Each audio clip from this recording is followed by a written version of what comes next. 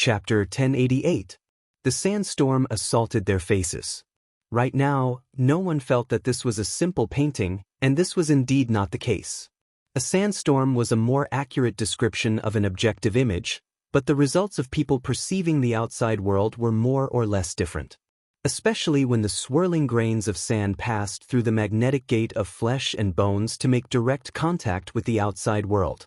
Everything before everyone's eyes became pitted and incomplete. The wasteland lakeside, which had just been dyed in color and was approaching reality, suddenly became riddled with holes. Moreover, it had nothing to do with the impression that people were used to.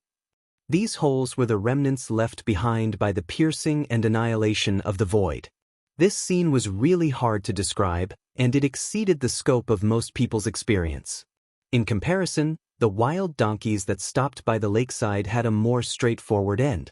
The change in the void covered the front of the lakeside, and this group of unlucky fellows was in this region.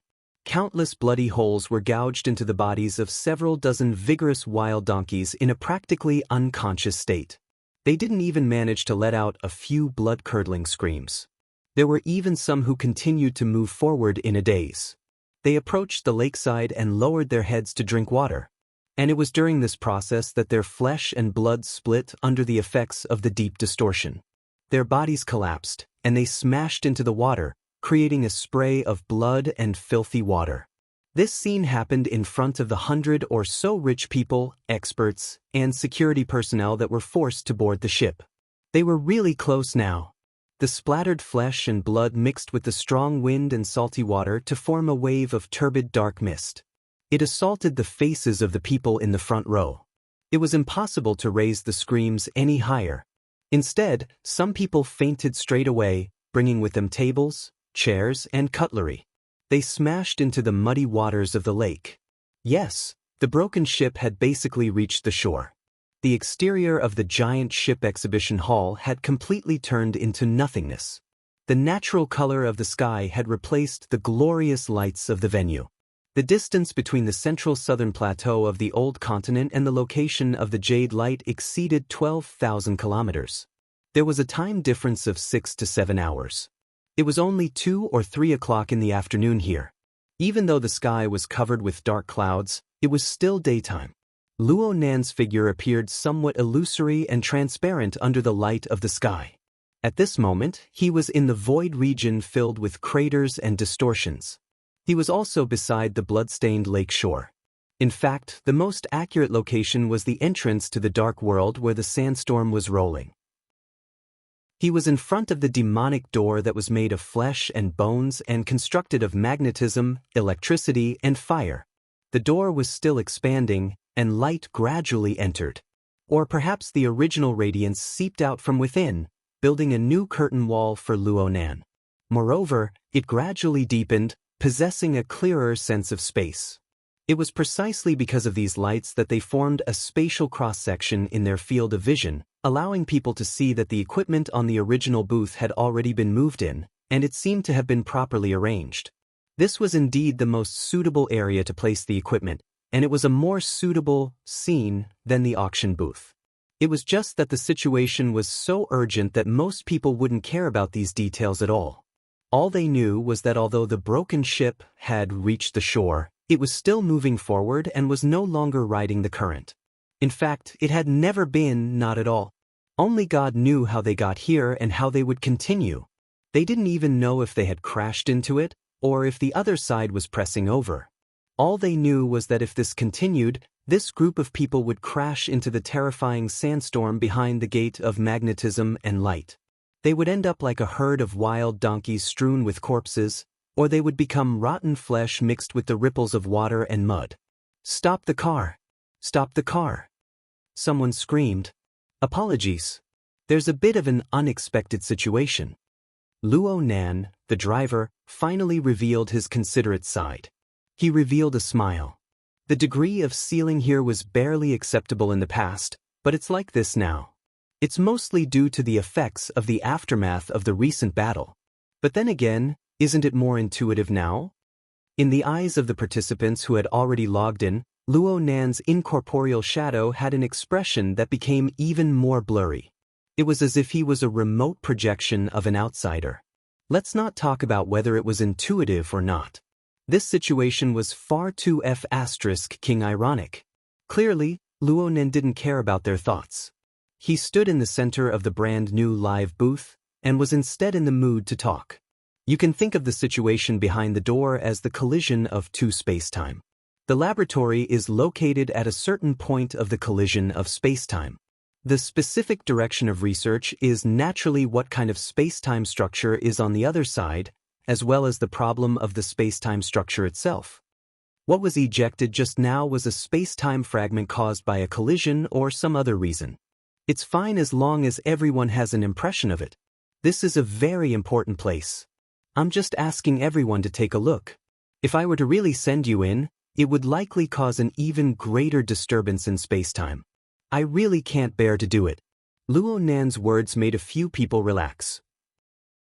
And at this time, the demonic gate behind Luo Nan had clearly expanded to its limits. It began to slowly retract, and the extent was quite large. This sort of change ignited the flames of hope from the bottom of everyone's hearts. Some of the more courageous people tried to communicate, shouting loudly, "Mr. Luo. Boss Luo. We already know our wrongs. Luo Nan laughed again before this sort of sound wave could form into a large scale. His gaze wasn't cast in this direction. He didn't point at anyone. Instead, there was a subtle feeling of dislocation. He seemed to say something, but his voice was weak. Not a single person present was able to hear him clearly. Some people became furious, not at Luo Nan, but at their utterly chaotic companions. Boss Luo is going to speak. All of you shut your mouths. This was an extremely low attitude, but it was really useful in this sort of situation.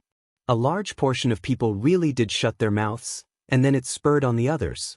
Everyone within the venue. Oh, right now they were at the edge of the saltwater lake on the plateau that was covered in blood. The group of people were as quiet as chickens.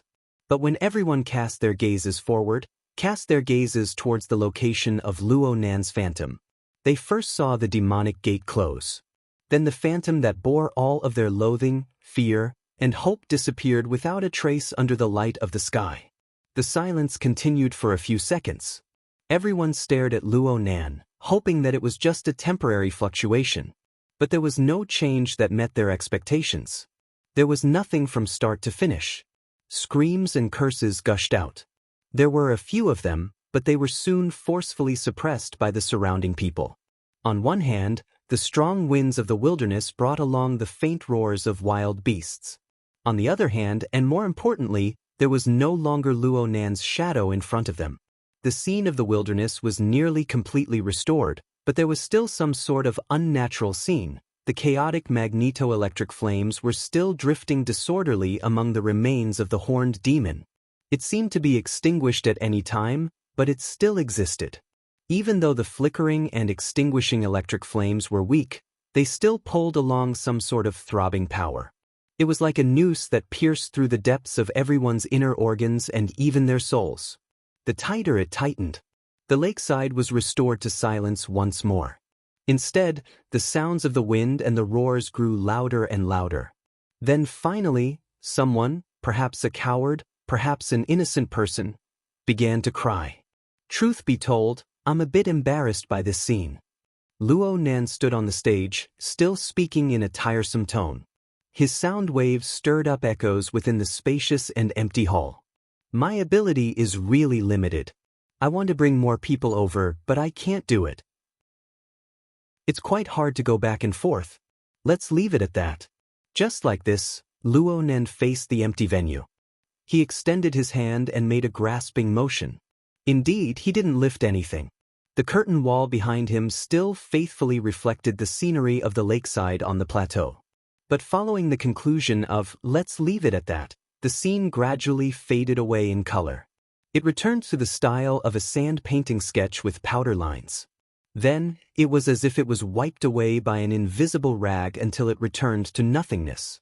Following the erasing of the final traces, the real-time projection of 12,000 kilometers away was thus interrupted.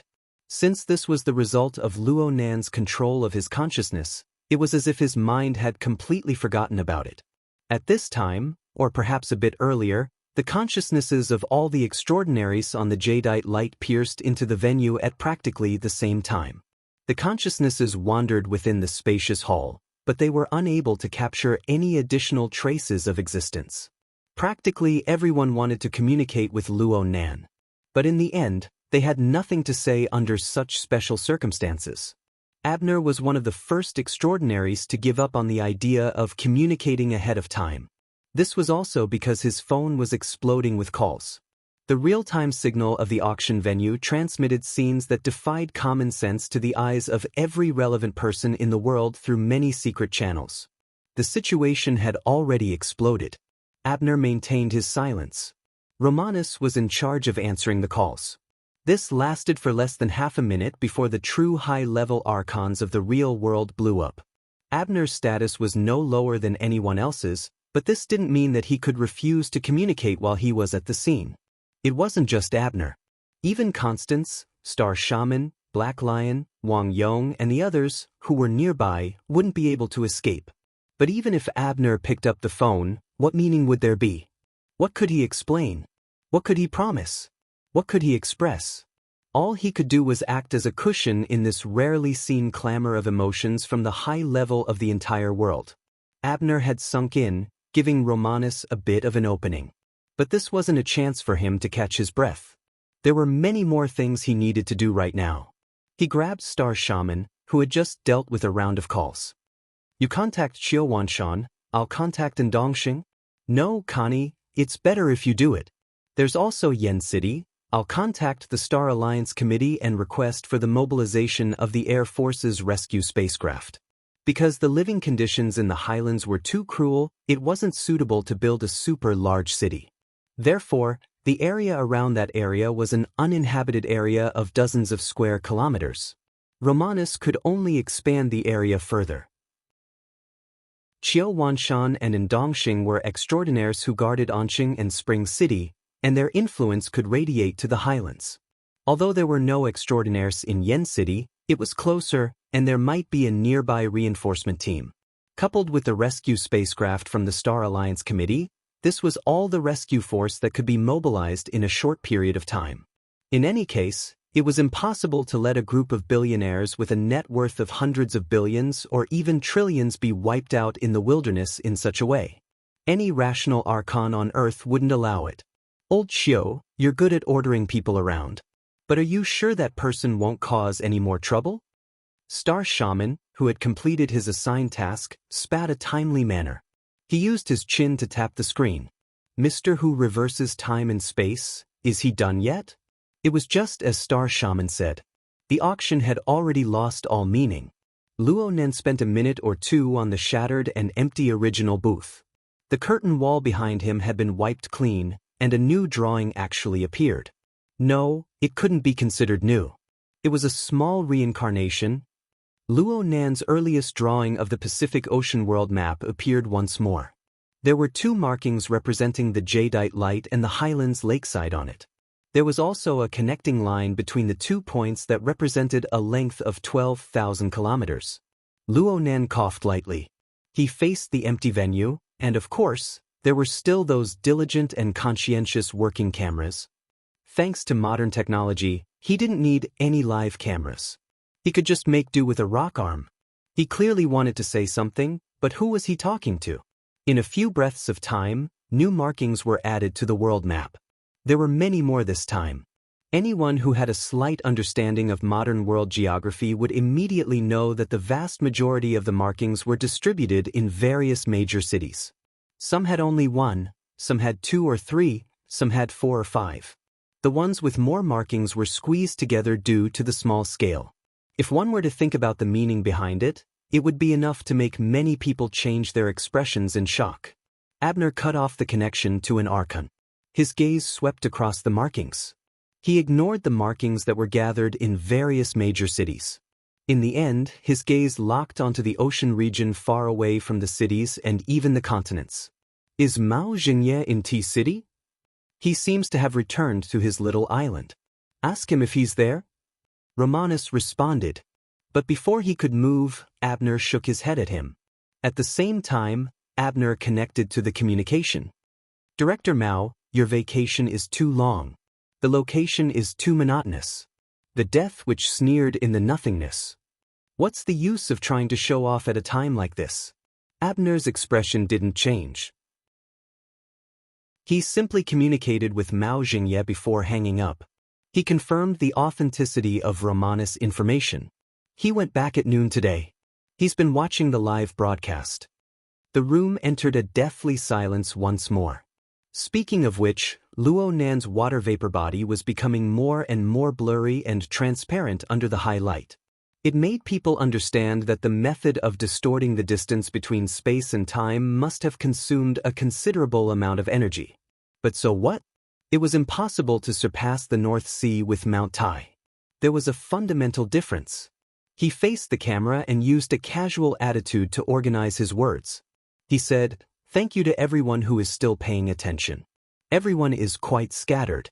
But thanks to modern technology, I can communicate with you without any hindrance. There's no need to say too much under the current circumstances. But I've thought before, you guys are experts in making money from doing business. I'm more proficient in reversing space and time. The problem is that the two fields are too far apart. It's hard to avoid the fatigue of talking like chickens and ducks. So, some words need to be said in order to avoid misjudgments and to avoid playing dumb. Of course, it would be even better if I could find a resonance point.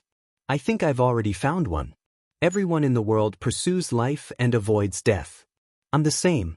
What's different is that it's not as convenient for me to do things when everyone else does things. That's all." Luo Nan bowed towards the camera. He truly completed a middle school-style speech.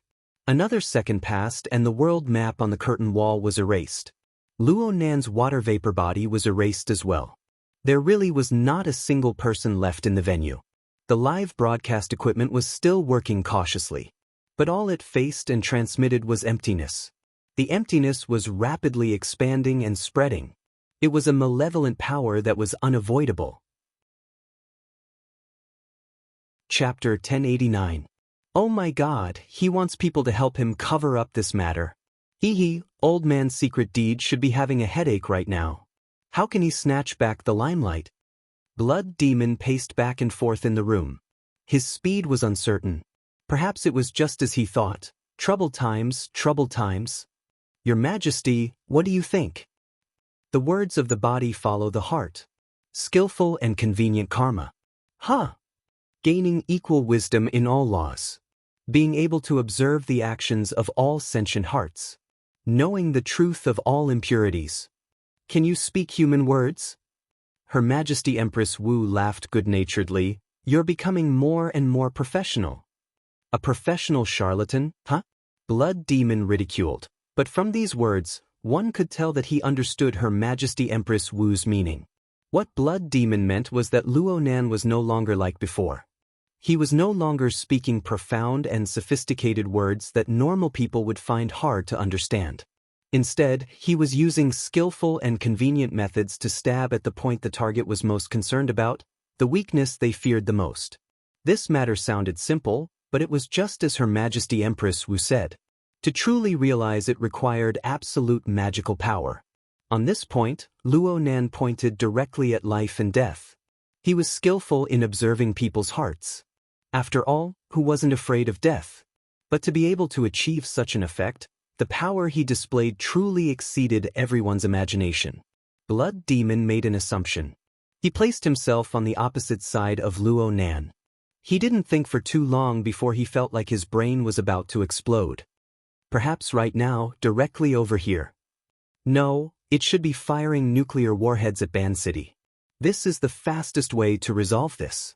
Zhang Yingying glared at him when she heard this. But on the other side, Her Majesty Empress Wu nodded in agreement. You're insightful. Yingying, make a relevant contingency plan for the next step. Even if you don't need it tonight, you might need it in the future. Zhang Yingying was startled at first, but she soon grew serious. Her Majesty Empress Wu put away her scroll and slowly got up. Where are you going? What's the point of staying here? Her Majesty Empress Wu's gaze swept across the image of the empty scene. Then she left. Hey, Your Majesty, hold on. I have something to discuss. I have something to discuss with you. The blood demon puppet chased after them, but it suddenly turned around and grinned at Meng Chong, who was standing aside quietly. Hey, when the core is tied up, everybody has to test the periphery in the corners. Are you the core or the periphery? Have you figured it out yet? Meng Chong's expression was solemn as he bowed to the blood demon to express his gratitude. Let's not talk about whether or not this analogy was appropriate, but the reminder was very timely. The most important thing was for the relevant parties to promptly discuss their contingency plans and make a response when Luo Nan was stirring up such a storm. Her Majesty Empress Wu and Blood Demon went out one after the other. Half a minute later, Meng Chong also went out in search of a private place to contact his cult. Only Zhang Yingying and Bai Xinyan were left in the room. The latter was still hugging Zhang Yingying. Their cheeks were touching each other's shoulders, and it seemed like they were still tipsy. Nuclear bomb. Zhang Yingying frowned. She considered both the contingency plan and the actual possibility and threat.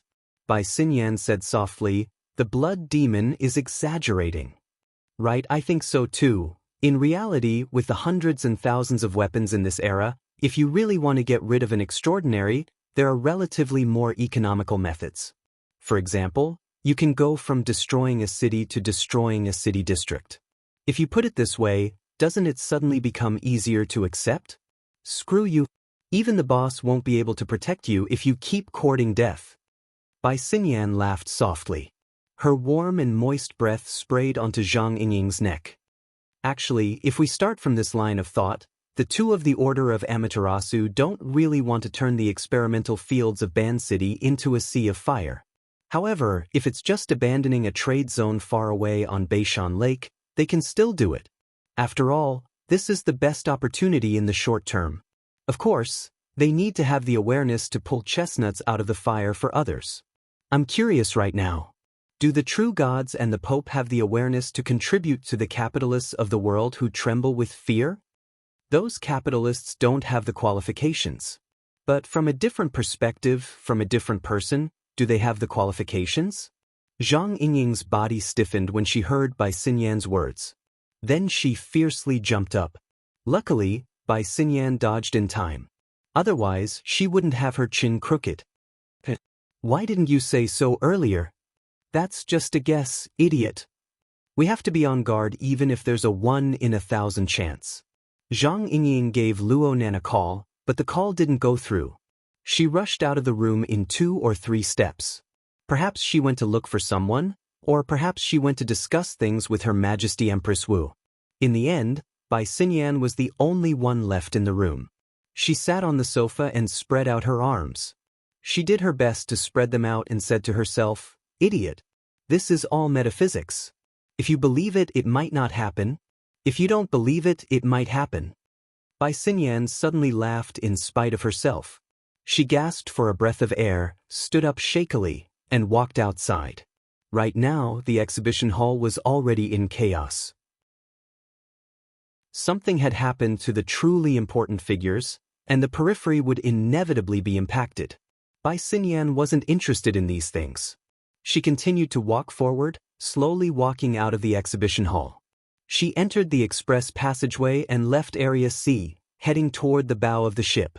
She didn't feel anything in the sealed exhibition hall, but on her way, her line of sight passed through some open areas. She saw the night sky outside, and she discovered that the jade light had already sunk into a certain foggy area at some unknown time.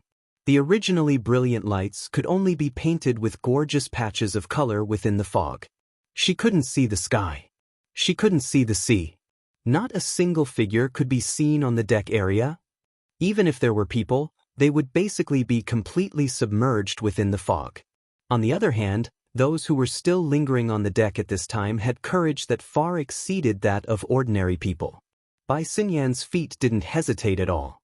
She stepped onto the fog-filled open-air area. She arrived at the pool deck. It was the place where Luo Nan and the other extraordinaries chatted and conversed in the afternoon. Luo Nan was still in the middle of the pool, debugging that ox demon. But right now, there wasn't a single person in sight. Was she not here? Zhang Yingying didn't come either? Bai Xinyan shook her head. It didn't matter. It was just a guess. Mistakes were inevitable. She didn't have a clear goal in coming here.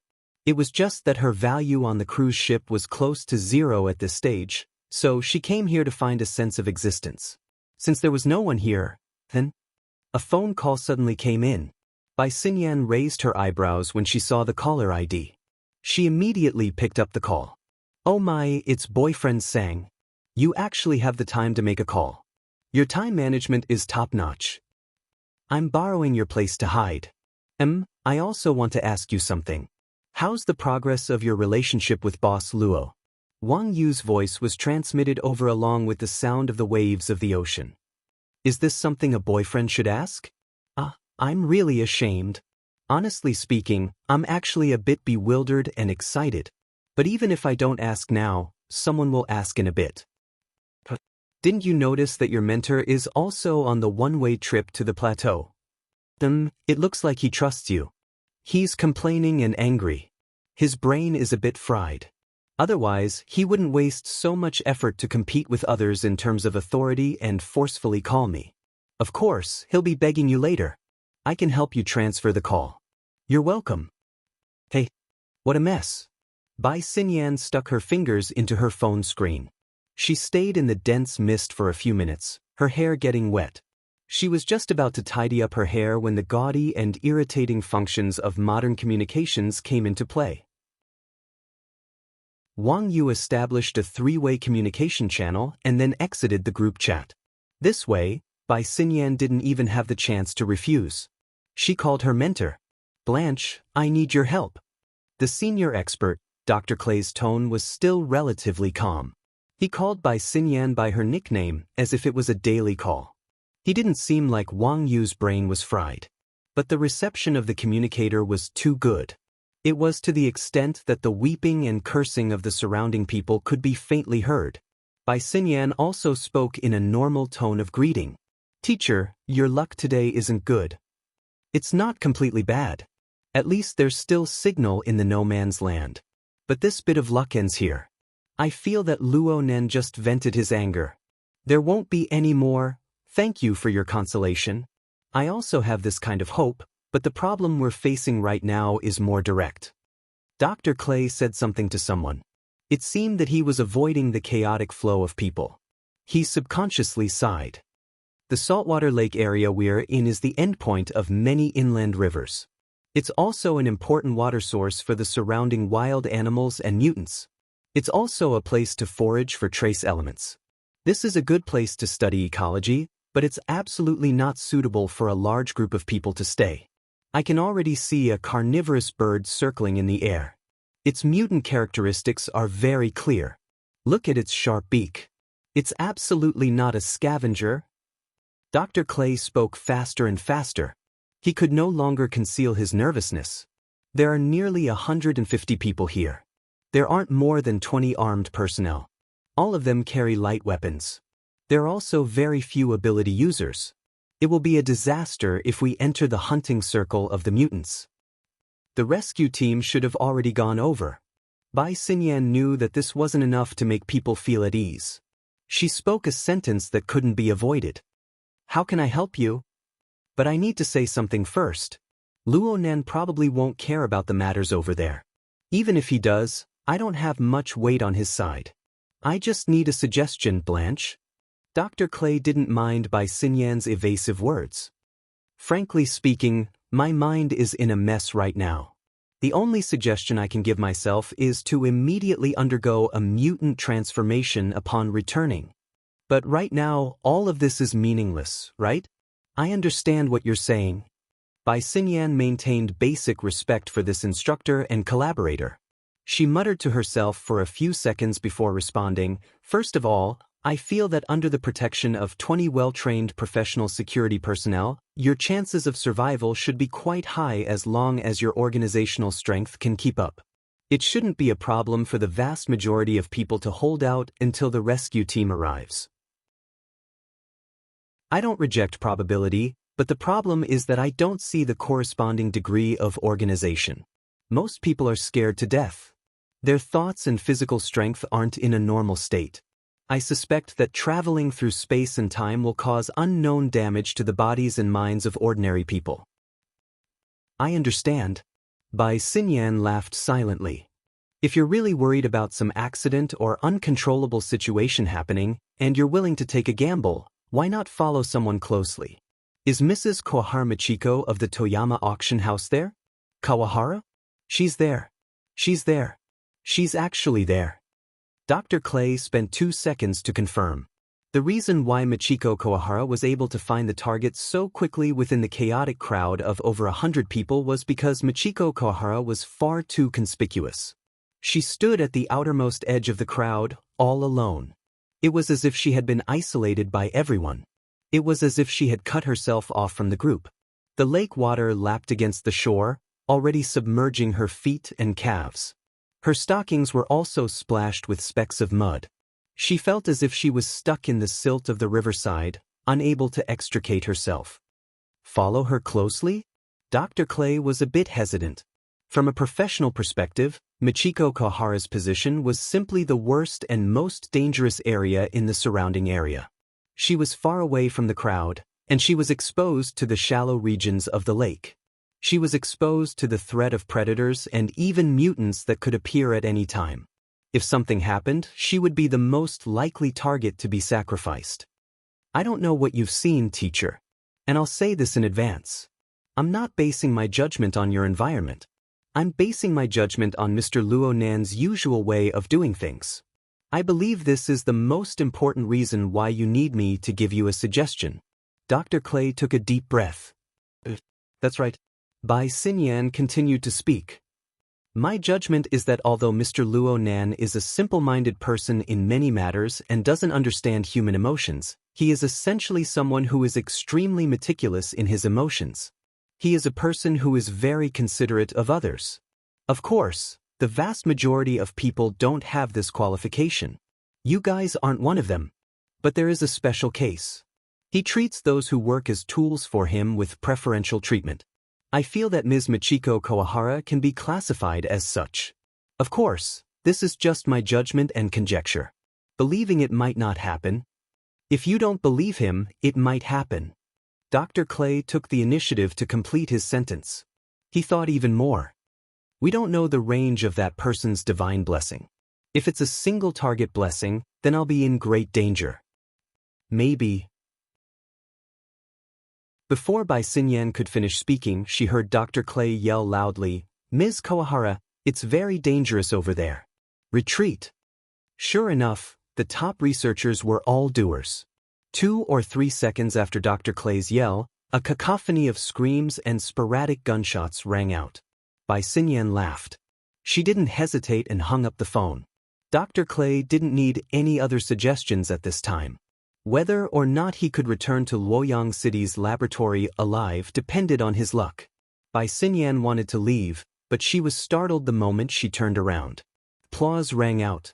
A fat figure with a bulging belly came out from the exit she had just passed through. The analysis just now was very brilliant. Miss Bai, aren't you interested in verifying it? Mr. Black Lion? Bai Xinyan was a bit surprised to see the newcomer, but she quickly came to her senses. You're also looking for someone? Black Lion grinned, revealing a mouthful of golden teeth. No, I'm here to dispel doubts. Chapter 1090. Dispel my doubts? Bai Xinyan's attitude was very cautious. There's no need to rush. Speaking of which, I didn't pay much attention to the plateau wilderness. But after listening to Miss Bai's analysis, I feel that there really is something going on. Miss Bai, you have the pearl of wisdom in your hands. I want to verify it. Shall we go together? As an extraordinary, the king of Black Africa, and one of the most powerful magistrates in the world, Black Lion had an absolute psychological advantage when facing Bai Xinyan. This was not something that could be changed by his amiable attitude. Even though his tone was one of discussion, Bai Xinyan could not refuse. While they were talking, a halo of light spread out beside the two of them. The colorful light struck the surrounding chaotic mist. At first, it was hazy and mottled, but the projection quickly adapted and formed a relatively clear image. The scenery on the screen was clearly that of the plateau wilderness, saltwater lakeside, and the chaotic one-way group. Bai Xinyan was even able to see Dr. Clay, who was in a relatively more forward position. Bai Xinyan was able to see Dr. Clay. Of course, if one were to use the saltwater lake as a reference, the one at the front was Kohar Michiko, who was knee-deep in the lake water and mud. And right in front of her was a monster with a malevolent horn. It was half in the water, and it was quickly approaching. Clearly, this was the source of the crowd's panic. The monster had thick armor and sharp teeth. It was a bit like a crocodile. There were blade-like bone spurs on its forehead. They were like hard fins that cut through the water. They split the water surface and quickly closed in. The projected image was a bit shaky, but it was not just because the photographer was panicking. Upon closer inspection, one could see that there were clear traces of technology splicing on the image. It was probably a combination of the people recording the scene and some low-altitude satellite images to form the effect of a live broadcast. And judging from the time of Bai Xinyan's call, there might be some delay. Even though the conditions were shabby, the only people who could watch such a real-time, live stream at this stage were the Archons, who had extremely high authority like Black Lion. Perfect timing. Black Lion rubbed his stomach and turned to look at Bai Xinyan. You said this woman would be fine. Before Bai Xinyan could open her mouth, a figure stood out from the group of one-way tour groups that were retreating in panic. It was Dr. Clay, who was moving in the opposite direction. With extraordinary courage, the man of action took another 2 steps forward. Then he took advantage of his expertise and shouted, "You're a professional! It's the Highland Water Arrow Dragon. The water arrows shot out by its hollow bone spurs are poisonous." Whether or not it would work was another matter. Attitude was very important. The Black Lion chuckled. Just as he was laughing, the water arrow dragon in the projection had already assumed an attacking stance. In the next second, it sprayed, but what it sprayed was not the so-called poisonous water arrow, but a flash. The flash of light exploded in the middle of the hollow bone spur that should have shot out the poison water arrow, forming a dense electric-magnetic fire that instantly proliferated and spread. The water arrow dragon did not have any vocal organs. When it suddenly opened its huge mouth, 3 to 4 rows of densely packed teeth could be seen. They were also shrouded in electric light and magnetic fire. It made one wonder if the inside of its body was also filled with the same power. This was not what Dr. Clay had warned about, and it would not be the same. Only now did most of the people suddenly realize that this scene, or more accurately, why did the flashing electric flames look so familiar? Only aptitude users like Black Lion and Bai Xinyan could see the sequence of events clearly from the projected image. The flash of light did not come from the water arrow dragon at all. It was a reverse impact. The flash of light passed by Dr. Clay and brushed past the shoulder of Michiko Kora, who had already fallen to the shore. It hit the bone spur fin on the forehead of the water arrow dragon. It originated from the wreckage of the magnetic light portal on the shore that no one dared to set foot on. Only God knew what the mechanism was, but it really seemed like there was a magnetic induction that attracted the electric-magnetic fire and accurately hit the target. The water arrow dragon's thick and long tail swung up, exploding water and mud all over the sky. Then the cycle repeated itself. This was not hunting, but it was struggling. The flashing electric-magnetic fire wrapped around this aberrant species.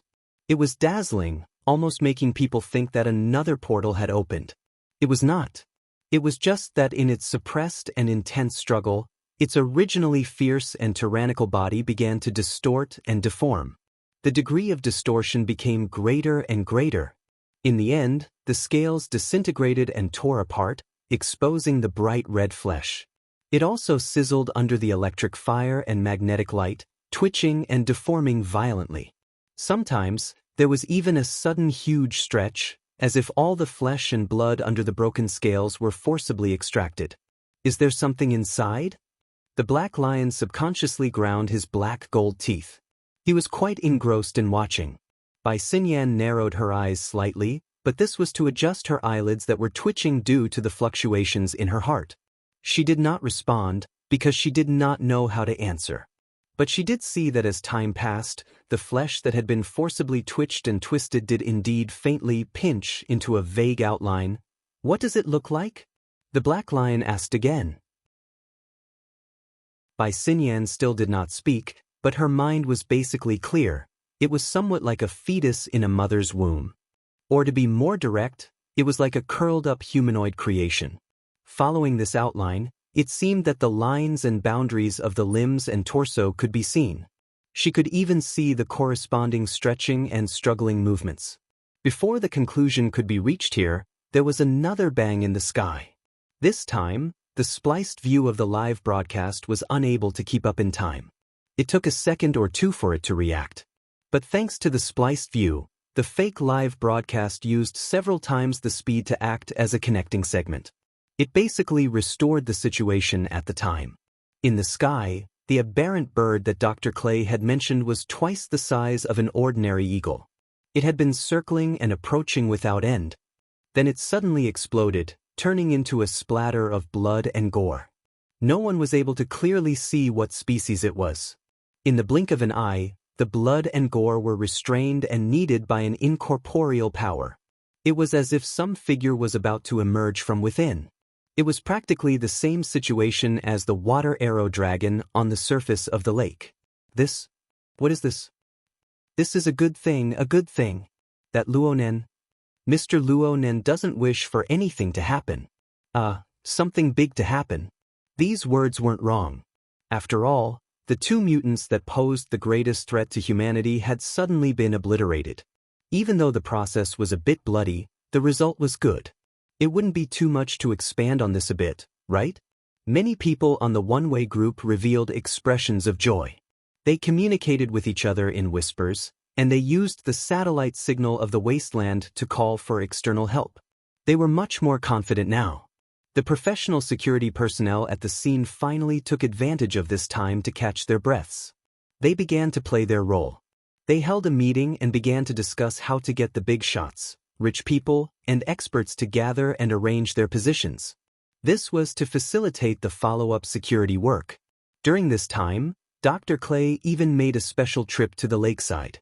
He helped Kohar Michiko up and brought her back. This lady was covered in mud and was in a sorry state, but she received a lot less cold glances. Everything was progressing in a good direction. This sort of mood reached its peak when a high-speed drone appeared in the sky. Very soon, a well-connected big shot announced that this was a mobile troop from Yen City in the wilderness. They had been ordered to send reinforcements here. Looking at the wings, it was obviously a model of armed forces. This meant that the conventional forces of the civilized world had formed a solid support force. Cheers rang out. The drone hovered in the sky and gradually approached. Many people on the ground also waved in the direction of the drone. No matter what the process was, they finally saw hope. Bang! A low-frequency sharp sound suddenly rang out. The drone high in the sky suddenly shook, and without any follow-up reaction, it directly exploded into a ball of fire. A rain of fire fell from the sky, causing everyone to scream and cover their heads to avoid the danger. Fortunately, the impact of the explosion pushed most of the debris away. It streaked over people's heads and smashed into the edge of the area. The largest piece happened to hit the lakeside area, causing the surface of the lake to burn. Black Lion sighed, as if he was watching an exciting drama. However, in the highland wilderness tens of thousands of kilometers away, the members of the one-way group really broke down. Someone shouted again, "Over there, over there." The so-called "over there" was the lakeside. Electric light and magnetic fire lingered there, and now they were wrapped in the fireball. It was like a furnace, causing the mass of twisted flesh and blood to continue melting and coalescing. So much so that the human silhouette inside became clearer and clearer. Black Lion and Bai Xinyan were not the only spectators watching from afar. More and more people in the panicked scene noticed this. "TSK, it really looks like the work of Brother Luo Nan," Black Lion commented. Such a scene was really like a painter or sculptor hiding in the invisible, using flesh and blood as the material to continuously paint. "Is this the divine grace you were talking about?" Then what was drawn was the angel under his seat. Black Lion guessed with great interest, but as he spoke, the smile on his fat face faded. Bai Xinyan turned her head to glance at him, then quickly withdrew her gaze. She still did not speak. In the blink of an eye, another light explosion occurred on the lake. Some of the excess flesh and blood were expelled, erupting into a thin layer of bloody mist. The so-called angel walked out of the bloody mist. His body was naked, and his face was clear and emotionless. The answer was clearly placed in front of him, but Black Lion still remained silent. During this time, the water arrow dragon's scaly outer shell was disassembled and smelted in the magnetic fire, forming a rough armor similar to the exoskeleton armor's silhouette. It was used as clothing, wrapped around the angel's body, making it seem more like a living person. Jin Tong. Black Lion squeezed this name out from the cracks between his teeth. It must be said that this was not the first time this dead extraordinary had appeared, but to be able to appear in such a manner still made one's heart feel mixed emotions. After Jin Tong took form and appeared, he did not make any other movements. He just raised his head towards the sky. Many people's gazes followed him upwards. In the sky, the magnetic fire within the smoke flickered and extinguished, and another figure appeared. This figure was a bit more illusory than Jin Tong. It was faintly discernible, but its face was still clear. Gong Qi also looked down. These two former extraordinaries, one high and one low, stared at each other across the air. During this time, the flesh and blood of the surrounding wild donkey corpses were like the two mutants that had collapsed. They began to squirm and twist, and under the catalysis of the electromagnetism fire, they formed indistinct lines of blood. The lines of blood gathered together and were cast towards Jin Tong and Gong Qi. The others looked at each other in dismay when they saw this scene. Some people came to a sudden realization, stomped their feet and cursed, "It's Luo Nan's." Before they could finish speaking, the person next to them forcefully covered their mouth. The range of the electromagnetism fire was clearly increasing. It appeared and disappeared in the air. It wasn't very frequent, but due to its powerful decomposition and catalysis function, it gave people the feeling that it had formed an inescapable net. It had trapped these 100 or so unlucky bastards who had nothing but wealth and technology. It was hard to say when a misfire would occur. No drones or other man-made objects would appear in the following period of time. Even if there were, they would probably stay far away from this area. What happened before was absolutely not an accident. It wasn't that no wild beasts and mutants had tried to enter this area, but they were struck by the electromagnetism fire before they could approach. They were torn apart, warped, and remolded. All living creatures turned into clay and clay. They became materials for the two extraordinaries, or perhaps the extraordinary figurines. These two bizarre existences grew more and more alive. It also caused the people in this area, who were temporarily the exception, to grow more and more pale. No matter what the reason was, no matter what the design was, the people present and those who weren't present found it hard to forget the leaping electromagnetism fire before their eyes. Some people couldn't forget the images that were pieced together within the electromagnetism fire. Some people couldn't forget the fate of having their souls captured and made into figurines. Even in death, they couldn't free themselves. There were also some people who grew more and more clear about the current situation. From beginning to end, nothing else had ever dominated their fates. There was only Luo Nan's will. Let them live. Let them die. Let them live. Even death might not be the end of all troubles. Time slowly passed. The people were unable to make any effective movements within this tangible and intangible net. During this period of time, some people were on the verge of collapsing completely, but there were also people whose minds grew clearer and clearer. For example, Michiko Kawahara. Michiko Kawahara had survived the edge of death, but she was no longer able to reflect her image. She had lived in the state of clay for a period of time, but now she let out a long breath. She took off her suit and used the lining of her expensive, custom-made coat. She did her best to wipe the dirt off her hands and face. She tied up her hair a bit, recovering the image of a strong woman with difficulty. Then she turned her head to look at Dr. Clay, who had just pulled her up. As for Dr. Clay, this man of action, he also turned his gaze. Truth be told, he felt that this scene was preposterous. But he thought back to Bai Xinyan's words. Of course, the most important thing was Luo Nan's actions after entering the scene. Suddenly, his thoughts became clear. Michiko Kohara's gaze gave him one final stirring. The two formed an effective tacit understanding at this moment. Michiko Kohara pursed her lips into a smile. "Doctor, are you interested in this?" These words broke through all of Dr. Clay's apprehensions. He grinned, suddenly raised his hand high, and shouted loudly. 10 million. 10 million credits. Chapter 1091. Dr. Clay's actions were far too abrupt and absurd. Under such circumstances, the surrounding people were confused for a time. 10 million was a small amount to most of the people present. But what was the point? Soon, Dr. Clay's finger pointed at the location of the Jin Tong on the lake. He added more concrete information. "I want this one. Cash transfer after tax." A few key words piled together and finally stimulated everyone's train of thought. Perhaps most people were not thorough enough, but there were some who reacted quickly. For example, Mr. Luo Nan had repeatedly called out the man with two beauties in his left and right arms.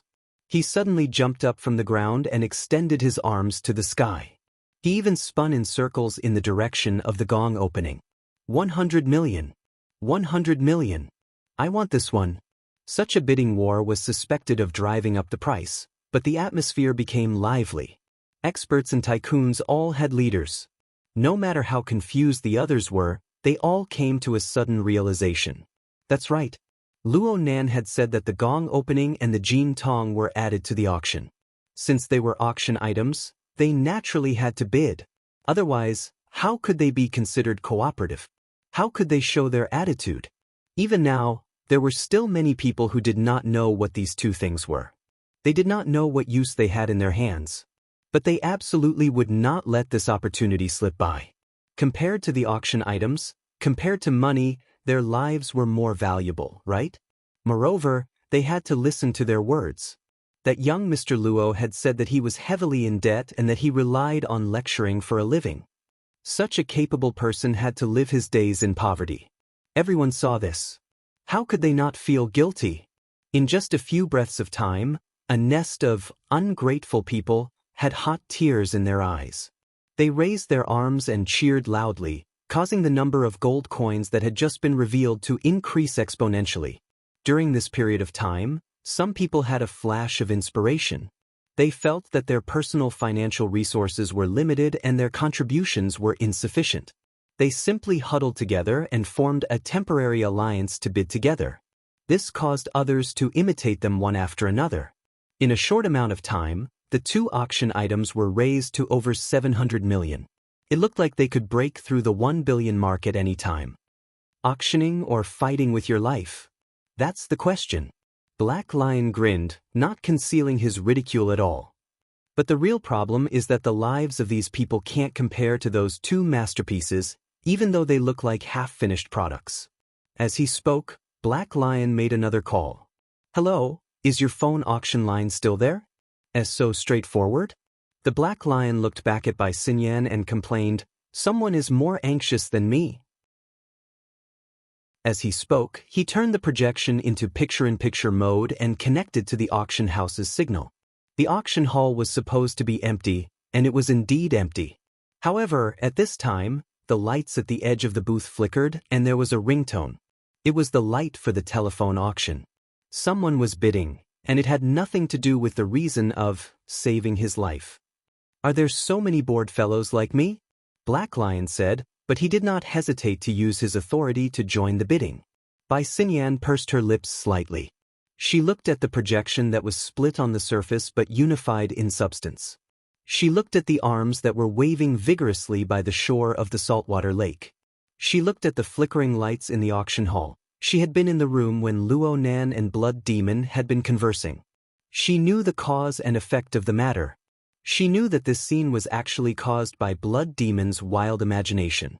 However, even Blood Demon himself would not have thought that Luo Nan would actually use such a method to draw cards. He would distort life. At the very least, he would distort the form of existence of life. On the surface, the black lion merely displayed a deep interest. However, beneath this deep interest, what were his deep psychological feelings like? Was it that he grieved for his own kind? The fox grieved for the rabbit's death? If the black lion was like this, what about the other extraordinaries, the most powerful group in the world? Did Luo Nan not think about the consequences? Bai Xinyan was not worried. She was just deeply curious. Black Lion was a bit free after a round of bidding at this time. He turned his head to ask her, "Miss Bai, according to your understanding, should we think deeper or shallower about Brother Luo Nan's actions? What does it mean to be deep? What does it mean to be shallow?" The Black Lion knew that she was asking a question he already knew the answer to, but he still said a few more words. If he thinks deeper, then he has an even deeper calculation, layer upon layer. We have yet to capture his true goal. If he thinks shallow, then he actually doesn't think too much. It's just that we have overlooked some problems. The Black Lion should be said to have thought deeper for things to reach this point. Everyone thought deeper. Of course, Bai Xinyan would not say this. She just combed the hair in front of her forehead and smiled. In short, it's just that we don't know. The Black Lion shook his head. This doesn't mean that we don't know. No, I think that because we don't know, we don't know. What do you mean? Well, it wouldn't be appropriate to continue talking about this. Relax. Secrets don't spread to 6 ears. The Black Lion spoke carelessly without sincerity, but then he suddenly paused. Yes, it really isn't appropriate right now. Bai Xinyan subconsciously followed the Black Lion's line of sight and looked back. She saw a figure faintly discernible within the thick fog that pervaded the air. It was floating above the pool. It seemed as if it would become clearer, but it also seemed as if it could melt into the depths of the fog at any time. Luo Nan. When did he come? Bai Xinyan's heart skipped a beat. Luo Nan did not pay attention to this side. He just quietly and attentively looked at the clouds in the sky. He was alienated from his surroundings. It was like the colorful scenes around the Black Lion and Bai Xinyan. They were just projections of transcoded information streams. However, lightning could be seen flowing around his body and within the clouds and mist. There were crackling sounds. Although Bai Xinyan was 20 to 30 meters away, she still felt her face go slightly numb. It was as if an electric current had passed through her. I suddenly understand a bit. The Black Lion subconsciously took 2 steps forward and muttered, I can't figure out this little brother's foundation, so I can't figure out his pursuits. I don't know his pursuits. I can't figure out his goals and thoughts. This is the extraordinary power that reconstructed Gong Qi and Jin Tong. At this moment, it was hard to tell if lightning was flickering in the depths of the Black Lion's eyes or if fire was bursting out of the Black Lion's eyes. He did not conceal the desire and greed in his heart at all. Finally, Luo Nan seemed to have sensed this. He turned his face. The Black Lion grinned and waved at Luo Nan. Luo Nan just looked at him quietly. His thoughts naturally fluctuated and his will flowed through the air. The Black Lion was an example. A good example. He was one of the hundreds and thousands of people who revolved their thoughts and wills around the electro-optic magnetifier. Luo Nan did not necessarily need to see them. He just needed to sense them. Naturally, he could use this to turn their wills into magnetized iron powder. The magnetic field of Luo Nan's existence caused them to rustle and tremble. This situation was similar to what Mr. Bai had said. The psychic technique needed to capture the magnetization effect and the Heavenly Yuan Empire's psychic core interference. However, it seemed to be quite appropriate to match the soul magnetization of the magnetized mica jellyfish. Upon closer inspection, it was nothing more than the difference in degree and level, the result of initiative and passiveness. Although the saying, of the same origin but different origins, all streams return to the origin, was merely an approximate solution obtained from the laziness of human thought and infinite simplification, there was indeed a reason behind it. At the very least, it could break through the barriers of knowledge in a certain domain and level, achieving the effect of connecting in one breath.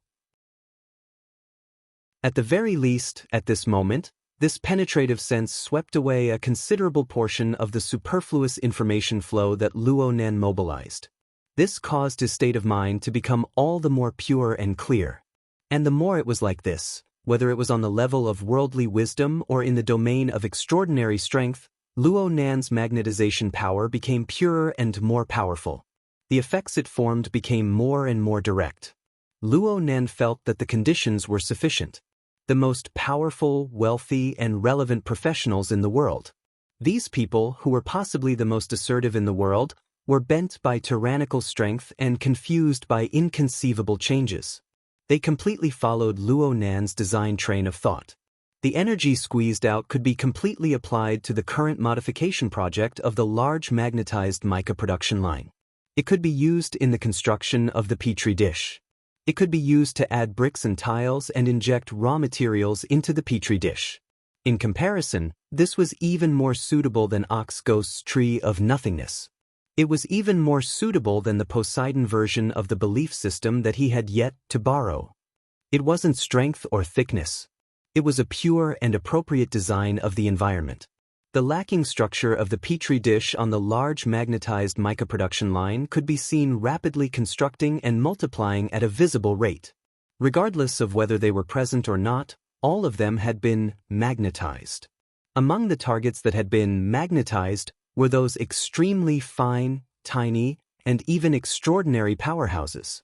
The electric fire that was hard to observe quickly flickered and extinguished.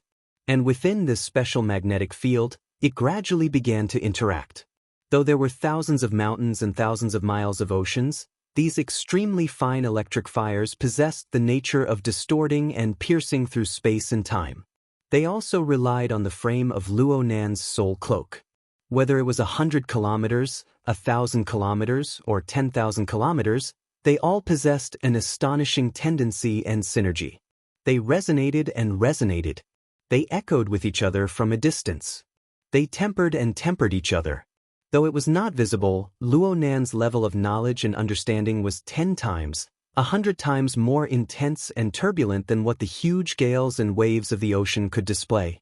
And amidst such intense changes, the mica, which was closely blended with the clouds and ocean, began a process of frequent replacement. It was like a crazily molting snake. Normal metamorphoses were no longer able to satisfy its restlessness. It smashed itself against hard rocks, riddled with scars and badly mangled flesh. At the same time, it ate in a frenzy to replenish its nutrients. Its belly swelled up and its body deformed. The vast sea surrounding the jadeite light was affected by the mica's feeding. The believers behind the petri dish of Oxghost all experienced disturbances. In comparison, the former was a bit more berserk. It was unknown how many marine life forms in the shallow and deep seas inexplicably disintegrated and collapsed. Actually, the situation around the two extraordinary figurines on the plateau was of the same nature. The latter was a bit more gentle in comparison, but it still possessed a deep warping effect. It was unknown how many believers of Ban City would have nightmares for some time to come. And it was under this berserk and warping situation that the new structure built upon the old framework of rules gradually transformed into an even clearer outline. It had long since surpassed Luo Nan's earliest designs and entered a completely new domain. And Luo Nan felt very good about it. This was not the first time he had done something like this, whether actively or passively. Alter spiderwebs, Luo Nan Chi, daytime nightmare, and even the perfect mirror image. He repeatedly scattered, permeated, interfered, and warped.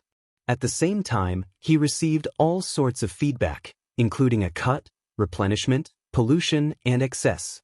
But no matter which one it was never like what he was doing right now. He possessed a complete train of thought while possessing a clear vision. He even had a clear arrangement for the result. He was unprecedentedly clear and clear. What he was stirring right now was the muddy flow of chaotic and changeable emotions. It was incorporeal thoughts and thoughts. But he was indeed conducting a precise, experimental production. The expected results and possible errors were reflected in every change in the details. Even though he was unable to control everything, he was able to make it so that he was well aware of everything. Right now, Luo Nan wasn't too clear on whether or not the first beam of magnetic light had taken form. This was because the marvelousness of the pinnacle of subtlety exceeded the limits of his own observation before it had accumulated to a certain scale.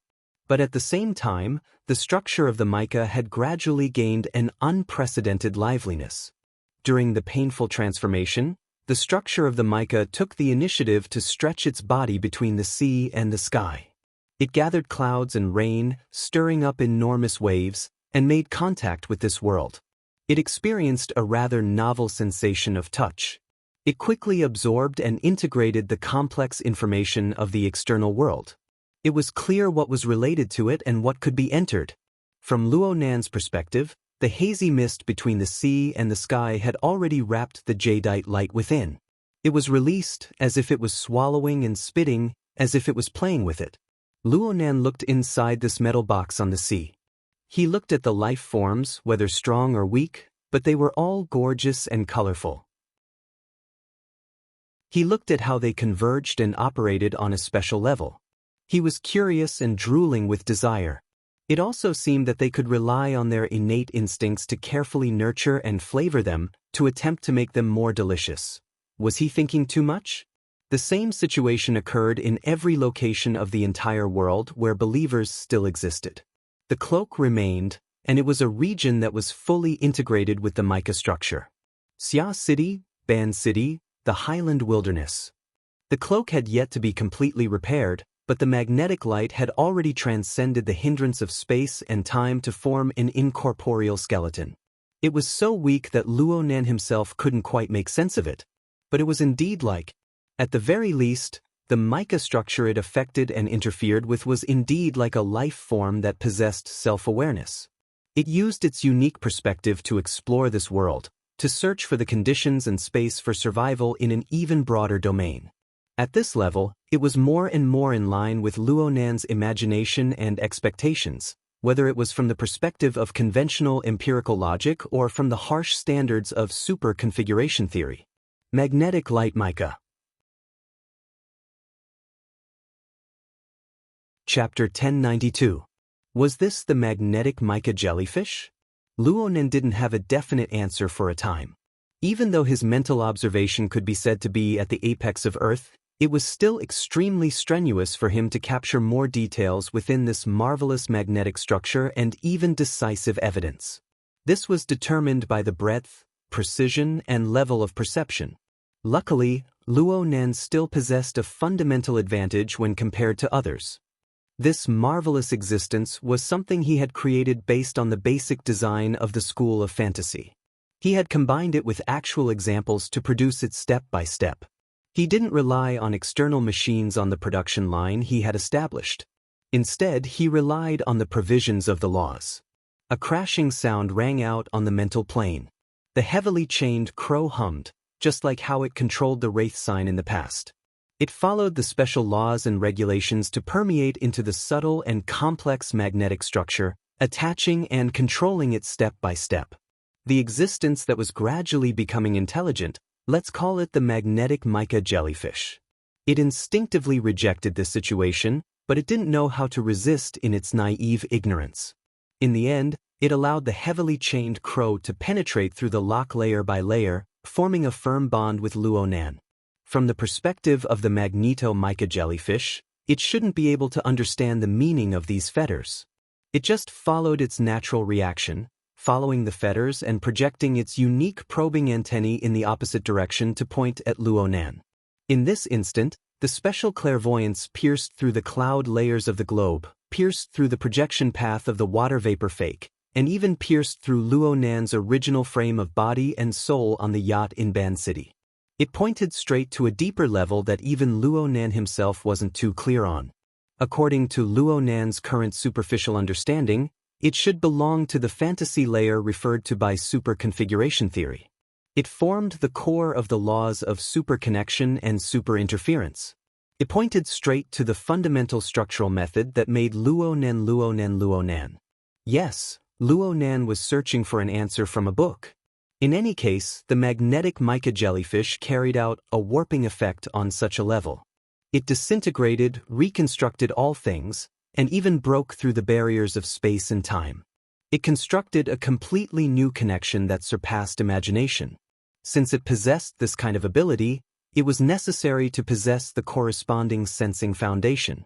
At this moment, the magnetic mica jellyfish already manifested its transcendental talent and insight. It was because of this transcendental determinism that the magnetic mica jellyfish was destined to be born with a way of existence, growth path, and corresponding thinking and behavior pattern that was completely different from the normal life that humans understood.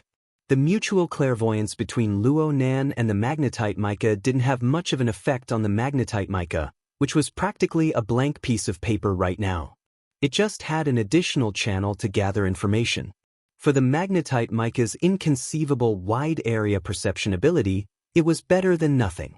But for Luo Nan, he needed to learn and analyze if he wanted to thoroughly understand it.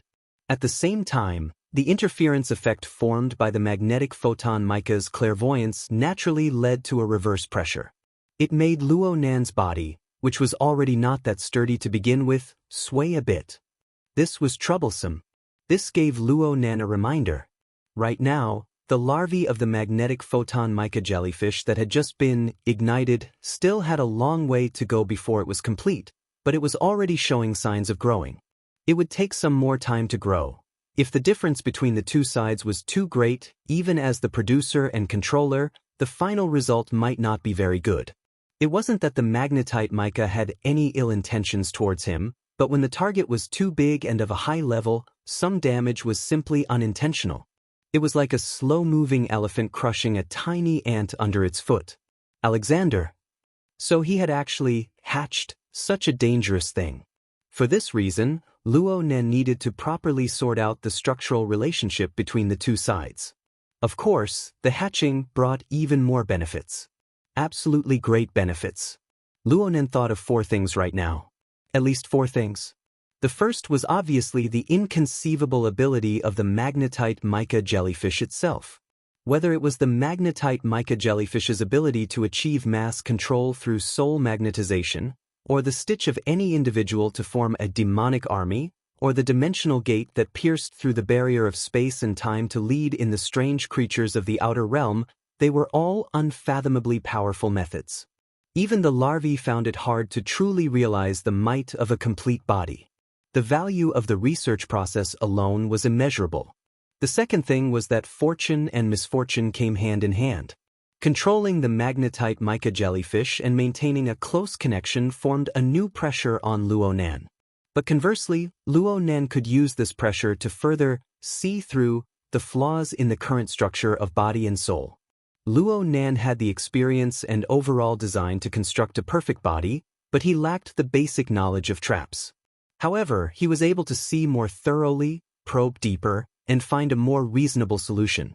So what if there were some risks? The third thing was a bit more interesting, but it was already reflected in Luo Nan's mental domain, which was currently shrouded in haze. The dark chains and the wraith sign faithfully reflected the laws of the Sunwheel Absolute Prison within the chaos formed from the conflict between the Sunwheel Absolute Prison and the sinful poison contamination. They guarded within. Meanwhile, within the Fog Palace, that was independent of it and formed from the power of the master of Zhanhe's works, the image of the magnetic mica became clearer and clearer. And it actually possessed some sort of effect.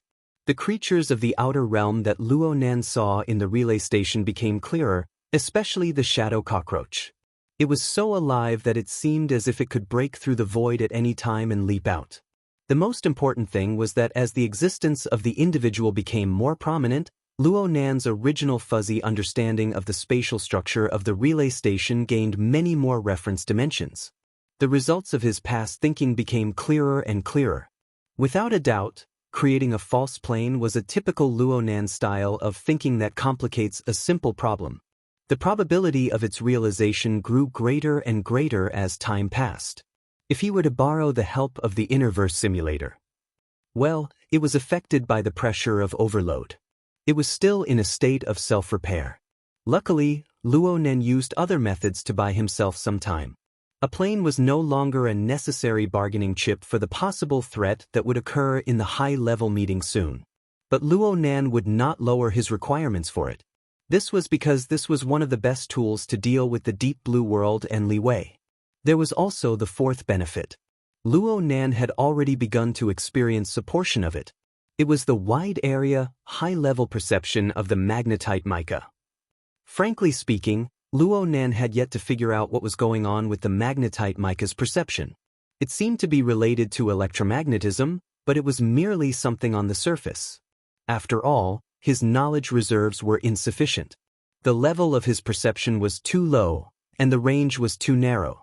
Even if the magnetite mica were to completely open up to him, there would still be large areas of the unknown. This was limited by the form of existence that humans possessed. According to Earth's current research, the forms of existence that humans could perceive and observe only accounted for about 4% of all forms of existence in the universe. With the further development of science and technology and the further deepening of the observation of the universe, this proportion would likely continue to decrease and not increase. The mental sensing mode of ability users broke through this upper limit to a large extent. But they were limited by the limitations of their own sensory organs and their long-term experience in sensing. It was hard to fully explain the increased portion. Otherwise, where did the mysterious ability of being a psychic come from? Right now, the magnetite mica provided Luo Nan with a brand new medium for his mental senses. This kind of breadth and depth was a level that was practically impossible to reach in the long natural evolutionary process of human life. Luo Nan's own abilities were largely rooted in his sensing ability. He could rely on this new medium, this new platform, to realize new breakthroughs. In comparison, the soul cloak, which used the structure of water molecules as a medium, was limited in the end. It lacked universality. It was fine in an environment rich in life like Earth, but once it rose to the interstellar realm, it would inevitably become stretched thin. Why did he think of the interstellar realm? Luo Nan raised his head. There was only the endless curtain of night covered by thick clouds above his head. Of course, on the rotating Earth, the coexistence of day and night was inevitable. The luxurious cruise ship was traveling along the 180-degree meridian from east to west. The time difference of 3 hours made it so that the sun was setting in the East 9th District, located on the west side of the Pacific Ocean. The setting sun covered the water, and the sea was dyed in blood. This was the scene Emola saw when she took a high-speed flight from G-City and arrived at the waters surrounding the Amaterasu court. If one were to say that this scenery was rare, it wasn't. But the surrounding waters were practically covered by dark clouds. It was still enough to make one's eyes light up, especially when one came from above the cloud layer. The surroundings were covered in dark clouds, and the setting sun alone illuminated this place. The dense colors dyed the sky. It was as if the air was brushed with textures that were hard to see during normal times. It was as if there were incorporeal roots and veins that traveled through the void. They swallowed the nutrients of the world and nurtured an unknown power. Emola was very familiar with this place. After she landed, she drove the driver to the central region of the Amaterasu court. Incorporeal eyes were spying on her from beginning to end, assessing her state. She did not care about it at all. She whistled a small tune and went around the majestic main entrance of the shrine. She drove straight into the shrine through the forest lane in the middle of the dense forest. She stopped the car at a position that was only about 5 meters away from the shrine owner. Emola yawned and got out of the car. At that moment, she was still wearing the heavy makeup that made her look like she would enter a nightclub at any time. She looked completely out of place in this holy land of the Amaterasu order. Needless to say, she did not look like the Pope of the Amaterasu order. However, no one said that she was the Pope. At that moment, the bald man who was the most qualified to speak was sitting cross-legged under a tree that was so thick that it would take several people to encircle it. He was reading a book under the dim light from the canopy of the tree. He did not raise his head at all. Well, to be exact, he was flipping through a rather old notebook. Is this the legendary notebook that has the traces of the god and demon sealed in it? Let me have a look. Emola reached out her hand. The Pope moved away and avoided her hand. He did not even raise his head. You need to rest and build up your strength. Don't get distracted. Hey, Didn't you invite me over to decipher this thing? The Pope flipped another page of the notebook in his hand. He still did not raise his head. He only said calmly, "First, you can only be considered as assisting in the deciphering work. Second, there is a change in the direction of the current work. Can the employer change the task at will? Then you can take it as an order." Under the canopy of the tree, the air froze for a moment. Under Mola's exaggerated fake eyelashes, her gaze was cold. However, she quickly returned to her carefree state. "Then what is the order?" "Wait." The Pope was a man of few words. Mola did not find this arrangement strange at all. She snorted and walked straight to the Pope's side. She imitated his posture, leaned against the tree, and sat cross-legged. However, she was destined to not be too well behaved. Soon, she stretched one leg forward and raised both her hands, causing her entire body to stretch. "I can tell that this is an urgent task. That's why you responded to it in a hurry. You might even look very pathetic. This does not match your usual style, but it does fit the current situation." As she spoke, Mola glanced at the notebook a few times. This time, the Pope could not be bothered with her. In fact, he did not respond at all. It was as if he did not care even if he waited until the end of time. Mola did not care about him either. She leaned against the tree behind her and even rubbed against it a few times. Suddenly, she pulled back her elbow and hit it heavily. "What do you want to do to the beautiful lady?" The spot where the tip of her elbow hit immediately corroded and caved in. There was a tendency for the corrosion to spread in all directions. Fortunately, it was quickly controlled.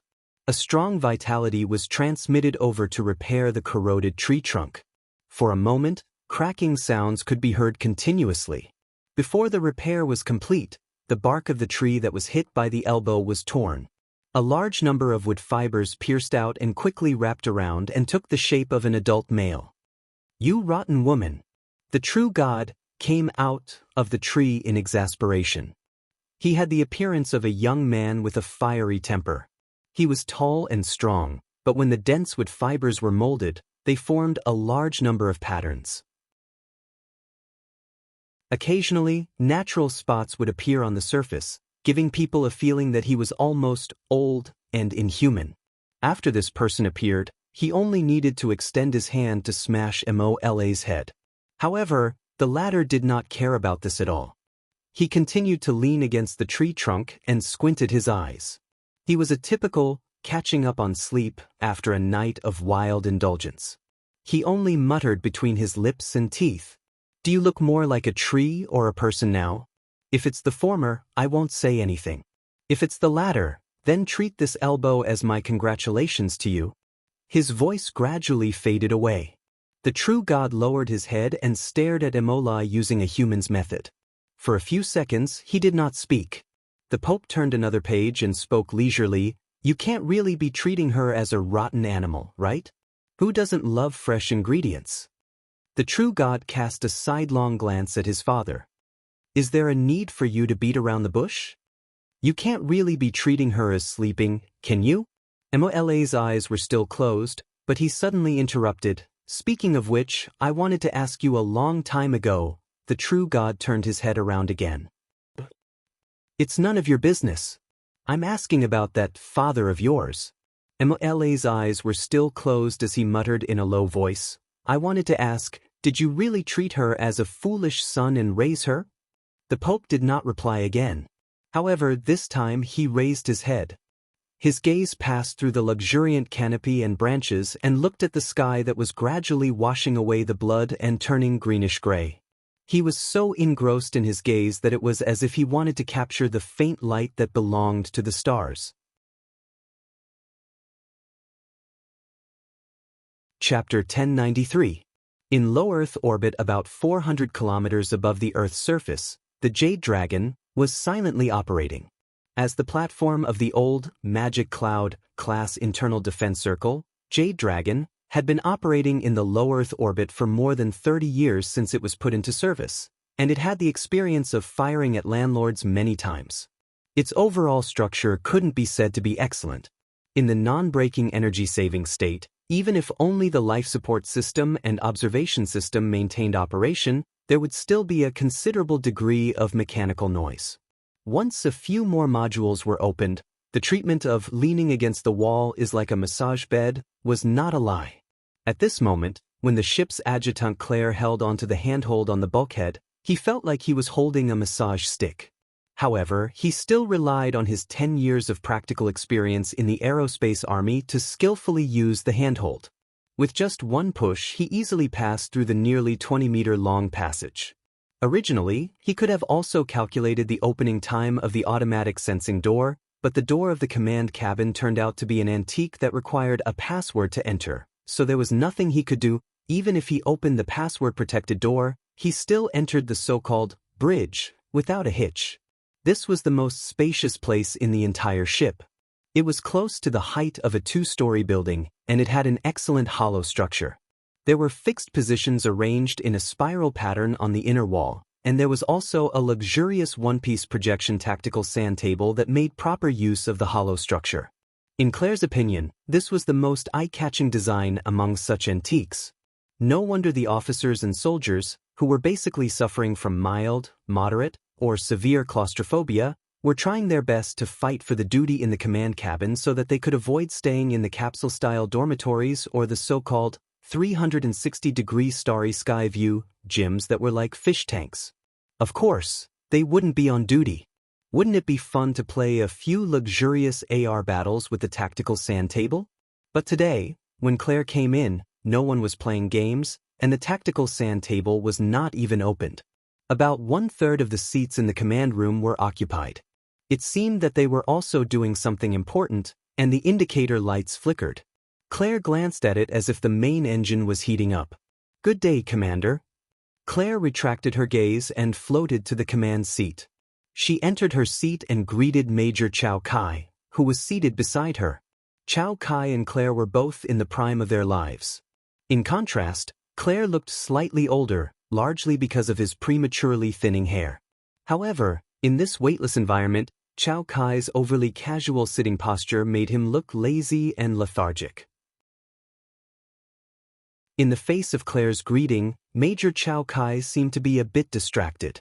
After 2 seconds, he replied, "Is it daytime in Boo City? It's going to be nightfall soon in Ban City." Ban City? Claire was stunned. Although he was greeting in the time of his hometown, Boo City, Major Chow Kai should be from Hu City. Fortunately, he looked at the operating chart of the platform and quickly understood. According to the trajectory of the airship, they would arrive in the sky above Ban City in about a few minutes. If the officer was willing to chat, the adjutant would certainly accompany him. "I haven't been to Ban City yet. I heard that the ruins at the bottom of the lake there are very spectacular. It's a holy land for diving enthusiasts. That's Beishan Lake." Major Chow Kai's words were a bit erratic, as if there was a bit of emotion in them. His fingers unconsciously fiddled with a crystal ball that was slightly larger than a fist floating and rolling on his fingertips. In fact, it was a fully sealed fish tank with a mini octopus sealed inside. It was a strange, translucent species. Claire's gaze drifted in that direction. As far as he knew, this was transported in the name of scientific research and fell into Major Chow Kai's hands with borrowing procedures. In the end, it became a pet. Strictly speaking, dozens of people in the scientific research, logistics, and command system could suffer together, but who would care? That the Magic Cloud class was an old-fashioned airship platform. Its most glorious days had already passed. Back then, they were used as space artillery platforms to bombard the nests of mutants from afar and clean up the tyrannical mutants in the atmosphere. They had made an immortal contribution to the construction of the human defense system in the era of mutation. But now, compared to the younger generation that could freely sail in the solar system, they were indeed old and could only exist as training ships and retirement ships. The Jade Dragon was especially unfortunate, because it had to take care of research projects that could be used for both military and civilian purposes. It even lost the qualifications to train new recruits. Now, all that was left here were all floating personnel who had been transferred over according to procedures. They had enough seniority and were ready to be promoted or retired. His commanding officer, Major Chow Kai, was an unlucky guy who was about to retire when he was in the prime of his life. Only God knew why. In such an environment, no one would care about such a small detail. In fact, in space life, where birds were no longer used to the outside world, anything new and interesting would be pleasing to the eye. Even Claire himself was a bit moved by the little thing that had survived in the sealed fish tank. He was already thinking that after Major Chow Kai got tired of it, maybe he could borrow it and play with it for a few days. Of course, he couldn't do it now. In fact, as an adjutant, he had only been transferred here for a few days and wasn't close enough to Major Chow Kai and his old subordinates. For example, right now, he hesitated for a moment before deciding to make a small joke to close the distance. If it's Sakura City, Sir should have a special memory there, right? Very special. The corner of Chow Kai's mouth twitched, then he took the initiative to change the topic. You're not on duty right now. What's the matter? Claire shrugged. It's just a little sensitive to the idle jitter. Are we going to apply the brakes? Yes. The altitude of the platform's orbit is currently 392 kilometers. The Research Institute hopes to raise it to more than 428 kilometers to optimize the observation angle. The ground process has been completed. The words of the sugar daddy were indeed useful. Of course, Claire didn't say this out loud. After all, the sugar daddy who paid for 75% of the platform's operating costs had the right to be respected. Claire didn't take this seriously. For the aerospace army, it was already the interstellar era. This kind of old platform was nothing compared to those ships that cruised freely in the solar system. A simple maneuver of a few hundred to 1,000 kilometers was nothing. Do you need me to do anything? It's not like you're on duty. What can I do? Major Chow Kai said casually. Claire was a little embarrassed.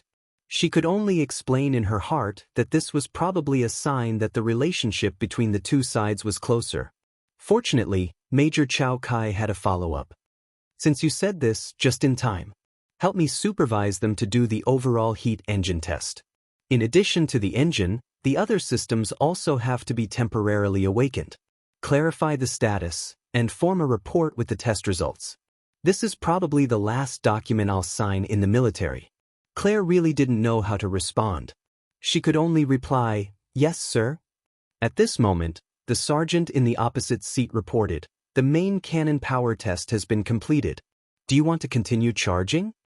Claire was shocked. Main cannon?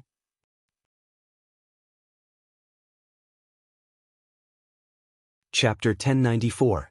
The main cannon of the Jade Dragon wasn't actually a cannon at all. The Magic Cloud-class internal defense ship platform was known as a space-based weapon platform. In fact, it was limited by the conditions of the past. It was only equipped with two types of weapons according to its two main functions. One was an electromagnetic railgun used to lock onto the troublesome mutants that cruised in the upper and middle layers of the atmosphere. It had astonishing single-target killing efficiency. Everyone was used to calling it the secondary cannon. The other type was a weapon of mass destruction that was specially designed to target the mutant nests in the wilderness and the extremely powerful mutants that were beyond imagination. It was the so-called main cannon. The main cannon charging that the sergeant mentioned was strictly speaking to charge the launcher.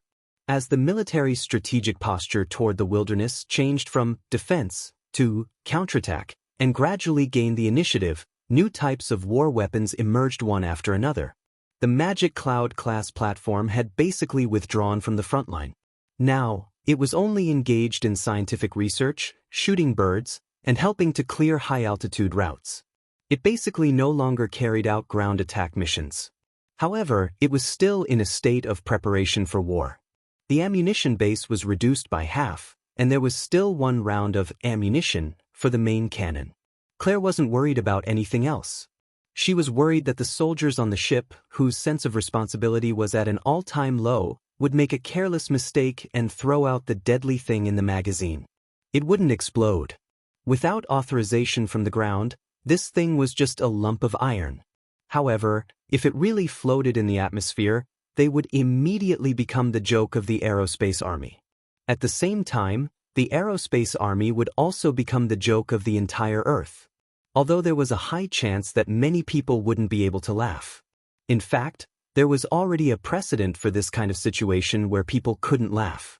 Sir, during the dark side exercise last year, you mean the Yoda incident? Major Chao Kai understood instantly, but he had no intention of changing his order. On the contrary, he undid the fastening buckle on his chair and floated up. During this time, he casually pushed the crystal ball toward Claire, who instinctively reached out to grab it. So, I need my adjutant to focus. You stay here and watch for a while. I'll go clean up the internal affairs. Sir. What else could Claire say?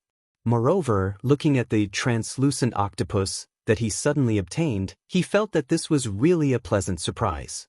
Normally, he would only take a few glances at this little thing from afar. This was his first time seeing it up close. He spun the crystal ball, and the little thing inside also spun, as if it was enjoying it. How did it survive? Claire had no clue at all. After 2 more shakes, the water sealed inside had already formed a whirlpool. This time, the little octopus instinctively went around and stuck close to the inner wall. It just so happened that its head and one of its eyes were squeezed here.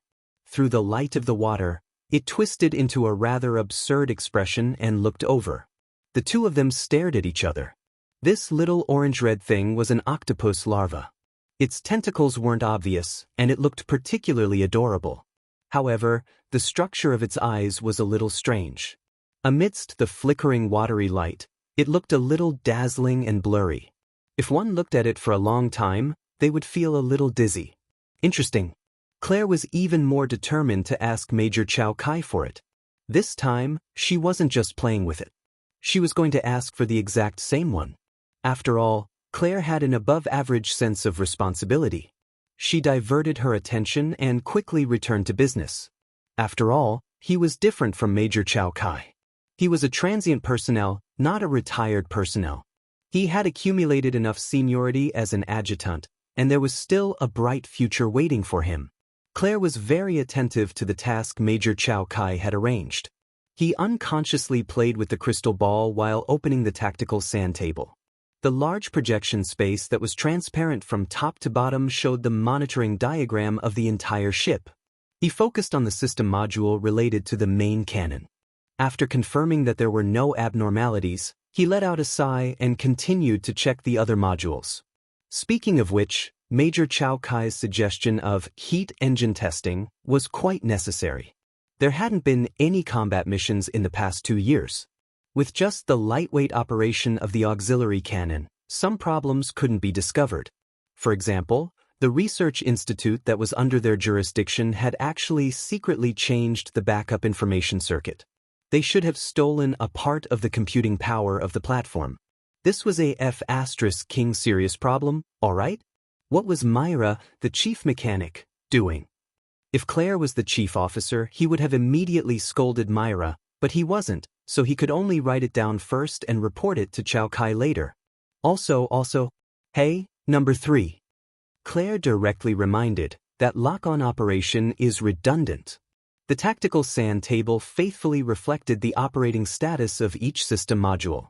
It also pushed some highly sensitive changes to the core work area. Claire glanced at the map of the target area displayed on the sand table and half-jokingly reminded, if you really want to bomb Band City, the location is also off. It's the North Mountain Lake area. The tactical nuclear bomb in the magazine only has a yield of 50,000 tons. It can't even cover the surface of the lake. Number 3? The person who answered Claire was the silent back of the number 3 non-commissioned officer. The silence lasted for at least 5 seconds, and from the second, Claire felt that something was wrong. In fact, during this time, other than the non-commissioned officer operating the main cannon in the opposite position, the one who had previously reported that the main cannon was energized, the other people had remained silent and didn't make any movements. It had been like this since he entered the command cabin. As for the one in number 3, even though he was scolded in the face, he didn't make the slightest sound. Claire reached for the electric beam gun at his waist. He didn't want to do anything. He still didn't understand what was going on. This action was just an instinctive reaction. But halfway through his hand, he realized that he was still holding the crystal ball in his hand, so he was stunned. It was also at this moment that his palm inexplicably felt cold, as if something cold and sticky had penetrated the outer wall of the crystal ball and made contact with him. Claire was startled and instinctively swung her hand, but she had only swung it halfway when a strong numbness spread from her palm to her entire palm, then to her wrist, elbow joints, and then like an electric shock, it instantly spread to her whole body. Claire uttered a meaningless syllable and froze in his own seat. The fixed buckle locked his body, allowing him to maintain his previous sitting posture. There was no difference between him and the silent people in the seats. In the weightless environment, the crystal ball floated from his numb palm. The mini octopus swam inside as if it was controlling everything. Claire really suspected that the paralyzing toxin that was raging in his body was the masterpiece of the mini octopus. If that was the case, the door of the command cabin opened again, and Major Chow Kai, who had gone to clean up previously, came back in. The Supreme Commander of the Jade Dragon turned a blind eye to the scene in front of him, as if this was the norm on the ship. He didn't go to retrieve the floating crystal ball either. Instead, he returned to the command seat and began a series of operations. Claire, whose neck was stiff, didn't even have the strength to turn his head. He couldn't see the situation above his side and could only hear the continuous short prompts. On the tactical sand table, the light and shadow changed. The previously prominent target became clearer and clearer, and round after round of operations were carried out around it. Crazy, crazy. Claire's already somewhat numb throat made a vague sound. At this time, even if he was a fool, he could guess what Chow Kai wanted to do. A surge of blood rushed up his throat, making him roar, "Sir, Chow Kai! Is your brain eaten by bugs?" Claire didn't know why Chow Kai did this, and why he did such a meaningless stupid thing. You're joking, right?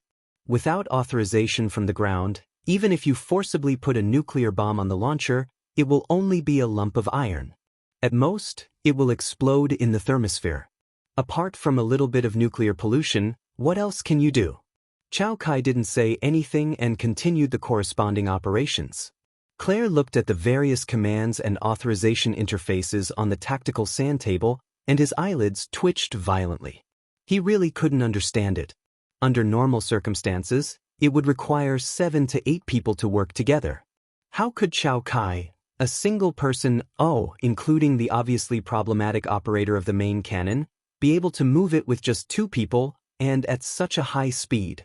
Moreover, at least 2 links that needed to be reported to the ground were inexplicably skipped. All the authorization locks and security doors were useless. There are also accomplices on the ground? Or is Chow Kai himself a super hacker who has hidden his strength? Thousands of thoughts and thousands of doubts finally turned into one sentence: why? After saying this, Claire's mind became clearer. The reason why he asked was that he really didn't understand, and he also wanted to delay and wait for changes. Chow Kai still didn't respond and only focused on operating. Claire could only try to find something to say, trying to fight against the numbness in his throat and mouth. Let me guess, it's because you want to retire early retirement? Yes. Chow Kai unexpectedly spoke, and his answer was especially straightforward, just like the beeping sounds of his subordinates. What kind of damned reason is that? Is that the reason you want to bomb Ban City and take revenge on society? First of all, I'm not bombing Ban City. Second, I'm not taking revenge on society. Chow Kai's voice didn't have the previous lazy and casual tone. My target is, as you can see, the Ban City trade zone on Beishan Lake. The target of my revenge is also there. Huh? Didn't I say that? I didn't say that because I'm a secret recipient of the mutation infection, there's a so-called infection threat, and then I'll be forced to retire? I really forgot to tell you. Mutation? Claire really didn't expect it to be this domain. Hee, if it's the same for everyone, then it's fine, but do you have it in Bu City? Oh, you're in Europe, then in East Asia, Spring City, that guy in Spring City, has become a hero and star. Not to mention the New World. Why did I have to do this in Hu City, a place like this? Directly report to the military? Claire really wanted to shout, This might just be a reason for someone to mess with you. But what's the point of discussing this? In contrast, Chao Kai's target was Ban City, which was even more unreasonable. Whose city messed with you, so you're taking revenge on whose city? What does it have to do with Ban City? My wife and children are all there. This reason was so powerful that Claire was suddenly speechless. Of course, this is only one of the reasons. Chao Kai completely opened up a chatterbox, and his words flowed without end. Discrimination against the mutated infected has never been an exception, and it's not targeted at me personally. The stupidest thing for the weak is to resign themselves to adversity and fight alone. People like me can only hug each other for warmth. So this time, I'm doing this for myself, but also not for myself. I'm also doing this for those like me because of a so-called mutation infection, and they're labeled and thrown into the laboratory at any time to be squeezed out of their blood, sweat, and tears. What bullsh*t logic? Isn't that so? The trade zone in Ban City is indeed bullsh*t. How many vagrants and mutated infected people are squeezed in every year? Claire was so angry that she laughed. You idiot, even if this is the case, with this cannon, the laboratory can be rebuilt, the researchers can be recruited, and the data can be backed up. The tens of thousands of vagrants and mutated infected people who are still alive over there will all be finished. Yes, that's right. I'm using this method to help them get rid of the impurity and pain of the mutation. Claire was stunned, and finally realized the extremely absurd point. Even you are discriminating against yourself, I don't deny it. Chao Kai's tone was very calm. Some people are intoxicated by the ugly power and existence of the mutation, but we are not.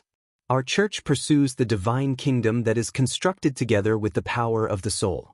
We want to use the torrent of holy light in the divine kingdom to cleanse the mutated superfluous and malignant tumors of matter. Whatever you think. The soul church. Claire's thoughts went one step deeper. The military had to screen and report the churches on the list of illegal religions, and constructing the divine kingdom of the soul together was the symbolic doctrine of the soul church. This was also one of the most active illegal churches recently. Chao Kai tacitly agreed. Hee. Claire only had the strength left to laugh bitterly. The military intelligence and the investigation department must be eating sh*t. You want such a lunatic who believes in a cult to be the commander of a ship? Also, this kind of technology that can bypass authorization and launch a city-destroying attack on its own, what the hell is going on? In this possibly meaningless conversation, at least 5 or more authorization gates were broken without any response. The corresponding feedback mechanism didn't seem to be working, and the ground didn't even respond. Of course, it could also be disconnected. On the bright side, maybe there would be countermeasures outside, but the inside of the ship didn't know. By the time they found out, they should have already been smashed into pieces by space-based weapons.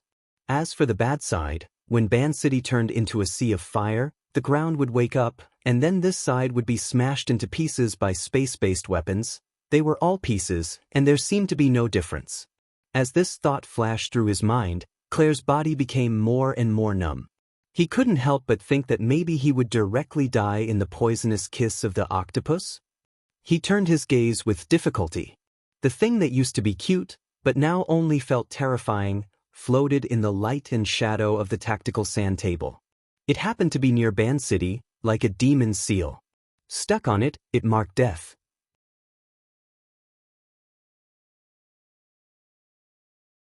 Chapter 1095. When Claire was in a daze, the alarm sounded. At the same time, the brightness of the entire command cabin plummeted and flashed with a dazzling red light. A mature man's magnetic voice sounded. Class A violation discovered. All privileges of the ship's crew will be immediately taken away.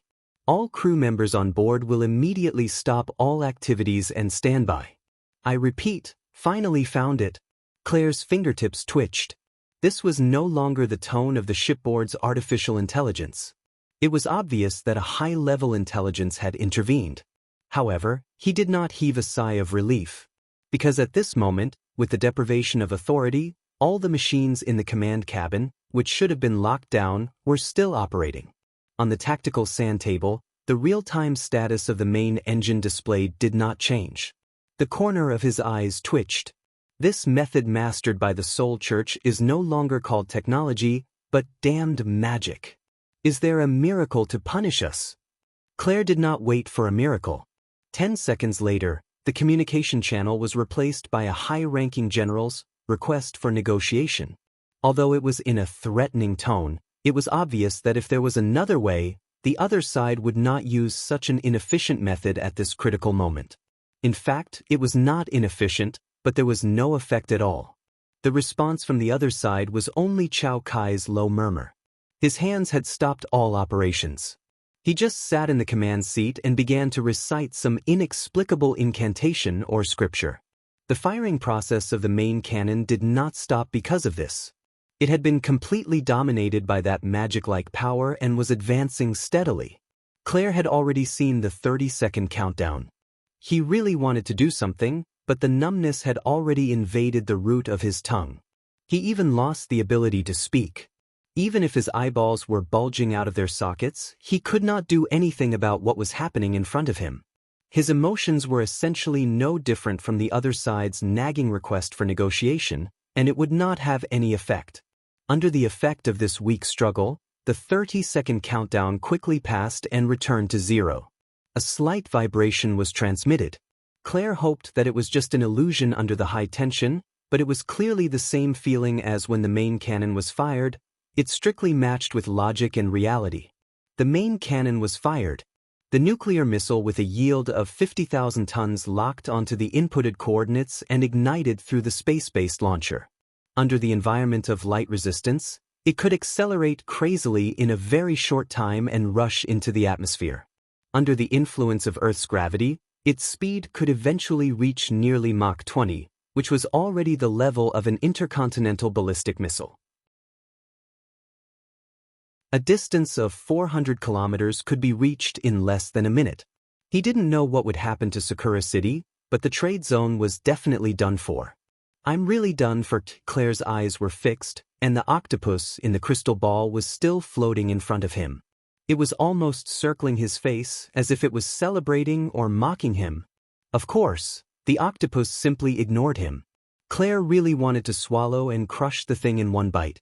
He did open his mouth, but even though his face was ferocious, his mouth was only a slit. There was nothing else, only saliva that had accumulated in the gravity-free environment and stirred in his mouth. Other than highlighting his wretched state, there was no other meaning to it. But for some reason at this moment, the octopus, dancing in the air, suddenly trembled. It actually turned around and turned its head. The once adorable, gloomy, and cold eyes once again appeared in front of Claire. But this time, the place seemed to be a little deformed, twisting into a very funny arc shape. In fact, the round body of the octopus was also twisting, as if an invisible hand had penetrated the crystal ball and directly grabbed it, twisting it into all kinds of strange shapes. After half a second, even the crystal ball outside had been twisted.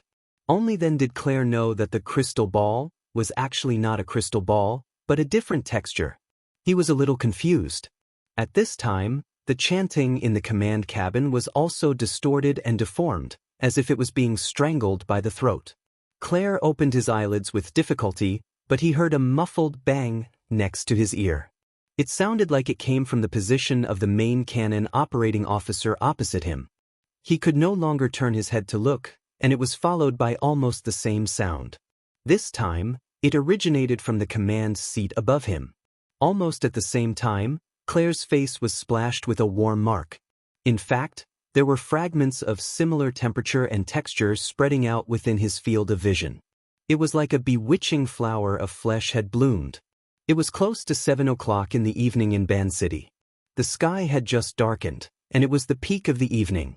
The temporary magnetic track passage above Beishan Lake opened. Even the trade district at the northern end of the lake could faintly see the blurry belt of light in the distant sky. It was currently covered by dark clouds, meandering and flowing. Inle had just come down from the upper deck. She had been in a long-distance conference with Meng Chong on the Jadeite Light, as well as Jiang Yuanzhen and the others in D-City. They were discussing how to adjust the Blood Flame Order after Luo Nan's high-key and powerful style of doing things. They talked about how the high-level conference, which had been brewing for many days, was about to begin. More new information needed to be formed, so they temporarily paused. They were prepared to make further plans after the conference. She clearly knew the truth, but Inla still wasn't quite used to Luo Nan's phenomenal performance of showing off his invincible might tens of thousands of kilometers away while sleeping on the yacht. She subconsciously headed toward the cabin Luo Nan was in. Inla habitually glanced at a corner after entering the main hall of the lower deck. Not surprisingly, she saw Snake Tongue hugging her knees. She was leaning there, her entire face buried in her knees. Snake Tongue didn't react to Inli's arrival at all. Ever since Snake Tongue became Luo Nan's experimental subject, her condition had never been good. Especially in the past 2 days, it seemed that she had been struck by some sort of ocular technique. Her condition had worsened. She was fine before Luo Nan's eyes, but most of the time, she had this dispirited and listless appearance. Inla gave up on communicating with Snake Tongue. She just came here out of habit. She didn't have a goal in mind. Luo Nan was resting in the bedroom, and he was splitting his attention to stir up trouble several thousand kilometers away. She didn't dare to disturb him. This was strange. Just as she thought that she couldn't be disturbed, her wristband vibrated. The sound wasn't loud, but it was exceptionally clear in the quiet room. Inlu frowned and looked. The name of the caller entered her eyes, causing her eyebrows to jump. A text message from the same source was sent over at this time. Inla didn't look at it in detail. She directly connected. President He. This was how Inlu addressed He Yueyin. The two originally didn't have much interaction, but Inla had been collecting information from all walks of life on Luo Nan's orders recently. It was absolutely difficult to accomplish this by relying solely on the channels of the Blood Flame Order. It was unavoidably troublesome in order to guarantee the results. Though He Yueyin was in a closed-door state, she still gave Inlu a lot of support. Over time, the two became familiar with each other. Inli's impression of He Yueyin was that she was the type of person who did business according to the rules. She was also someone who understood propriety. She was never lacking in courtesy. But this time, the other side directly interrupted her speech. Mr. Luo is by your side? He's in the inner room. You guys move immediately. The nuclear strike is expected to arrive in 85 seconds. Immediately avoid danger. I've sent the location of the Civil Air Defense Project closest to you. If you don't make it in time, enter the water nearby. At least a depth of 50 meters. Immediately. Inla didn't doubt the authenticity of the information. Clearly, this was no joke. Moreover, as she and He Yueyin were exchanging information, an alarm sounded in the air above the trade zone. It didn't matter if it was an air defense alarm or a nuclear strike alarm. In short, the elongated sharp wail truly bombarded her heart. Snake Tongue, who was in the corner, also raised her head to look. Inli's mind didn't have too much information at this moment. She was completely driven by instinct. She threw herself forward and opened the wooden sliding door. At the same time, she called out, "Mr." Inla didn't finish her words because Luo Nan had already sat up in the inner room, hugging his quilt. It was unknown how long he had been up, but his hair was still a bit messy.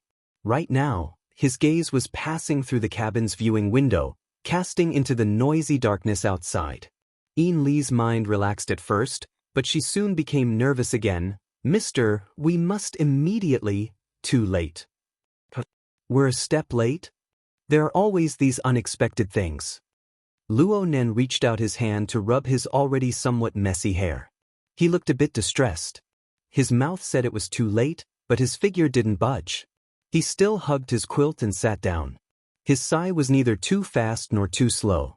Snake Tongue also moved in and stood by Inli's side. The two glanced at each other. Although the emotions in their hearts weren't the same, they stopped talking at the same time. Yes, no matter how nervous they were when they saw Luo Nan's appearance, they subconsciously, no, in principle, had to comply. Even if a nuclear bomb were to fall from the sky in the next moment and smash in front of their eyes, they still had to maintain this dignity. Only in this way could they demonstrate their respect and reverence for Luo Nan. Yin Lu and Snake Tongue didn't speak, but He Yuan's communications never ended.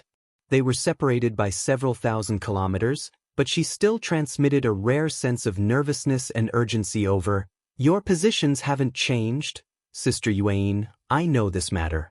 I'll take care of it." The air went silent for a moment before He Yuan responded. The lingering sound reverberated within the yacht at Northern Mountain Lake. And in some secret military base several thousand kilometers away, He Yuan wore a loose robe. She stood barefoot on the ice-cold floor. Nutrient fluids slid down from her body and head. She cut a rare sorry figure. She had indeed forcefully interrupted the debugging experiment to warn Luo Nan. But Luo Nan's reaction made it hard for her to not be startled. On one side, a live broadcast was displayed in the projection area. Multiple angles of outer space and the atmosphere were stitched together to form a mosaic. There was a certain delay in the signal due to the several thousand kilometers distance and the mosaic of the image. So what she was seeing right now was the situation of 1 second, 2 seconds, or even 5 or 6 seconds ago. At this time, the various images had yet to completely lock onto the position of the falling nuclear warhead. She would only occasionally catch a glimpse of the dot of light. The dot of light shuttled back and forth within the complex misty environment. Dr. Pan, who had previously presided over the experiment, sighed with emotion. "It's been a few years since I've seen this scene. Ban City and the surrounding areas should have missile interception systems, right? Of course, they've mainly been used to shoot birds in recent years. When I was young..." He Wayne turned to look at him. "What's wrong?" "The front-end satellite early warning system is abnormal. We've already missed the interception window. Is this a coincidence?" It was too late to say anything now. The image showed that Ban City's on-duty fighter had taken off, and the missile defense system had been turned on. But this was just the best they could do. Ban City was already in chaos. The nuclear strike alarm was playing faithfully.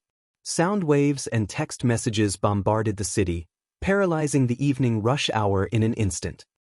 The true challenge is after the warhead hits the ground. Tian Bang walked in with large strides, dressed in a military uniform. His voice was clear and bright. "I really didn't expect that there would still be a leading figure in this world right now. Do you need help, ma'am?" He Yuan didn't respond, even though Tian Bang's words represented her stance in a certain sense.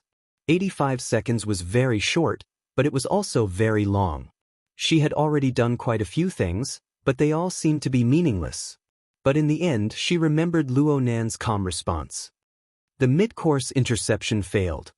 Actually, there was no mid-course interception at all. Tian Bang sighed as he watched. Space-based weapons were like this. Low resistance, high speed, short range. After breaking through the atmosphere, their speed exceeded Mach 20, bringing enormous pressure to the terminal anti-missile system. The reaction time was too limited. There's still 20 seconds. The time of destruction was already madly jumping toward the end in the time it took to speak.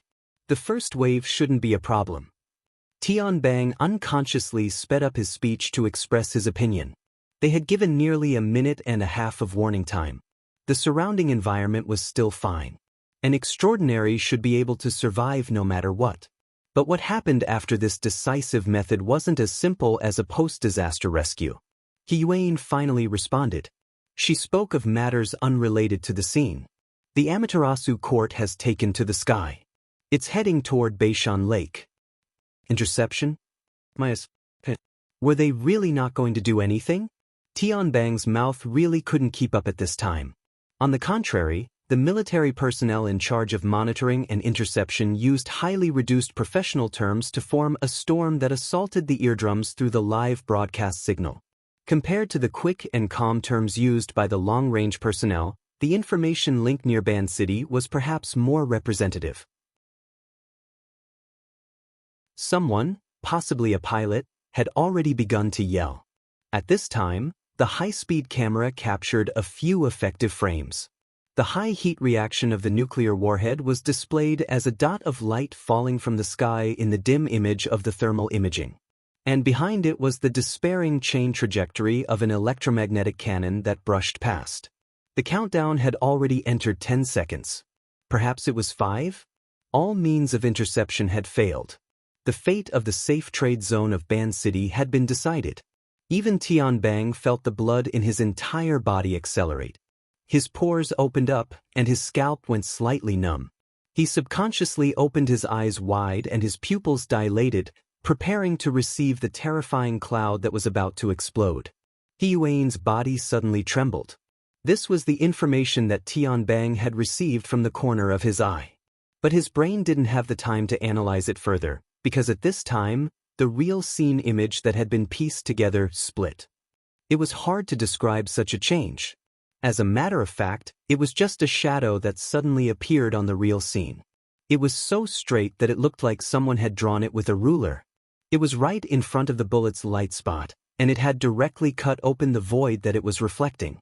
Yes, this was the feeling. In the next instant, the dot of light of the warhead entered the shadow, and then, there was no then. The target has disappeared, someone said in the communication channel, and then there was meaningless noise. But Tian Bang saw that the real scene image was clearly fluctuating. It was as if the void was covered in clouds, trying to erase the traces left behind by the shadow. But the shadow was there, stretching across the horizon. There was a sense of disorderly three-dimensional disorder. It was as if one side of the void was curled up and the other side was curled up.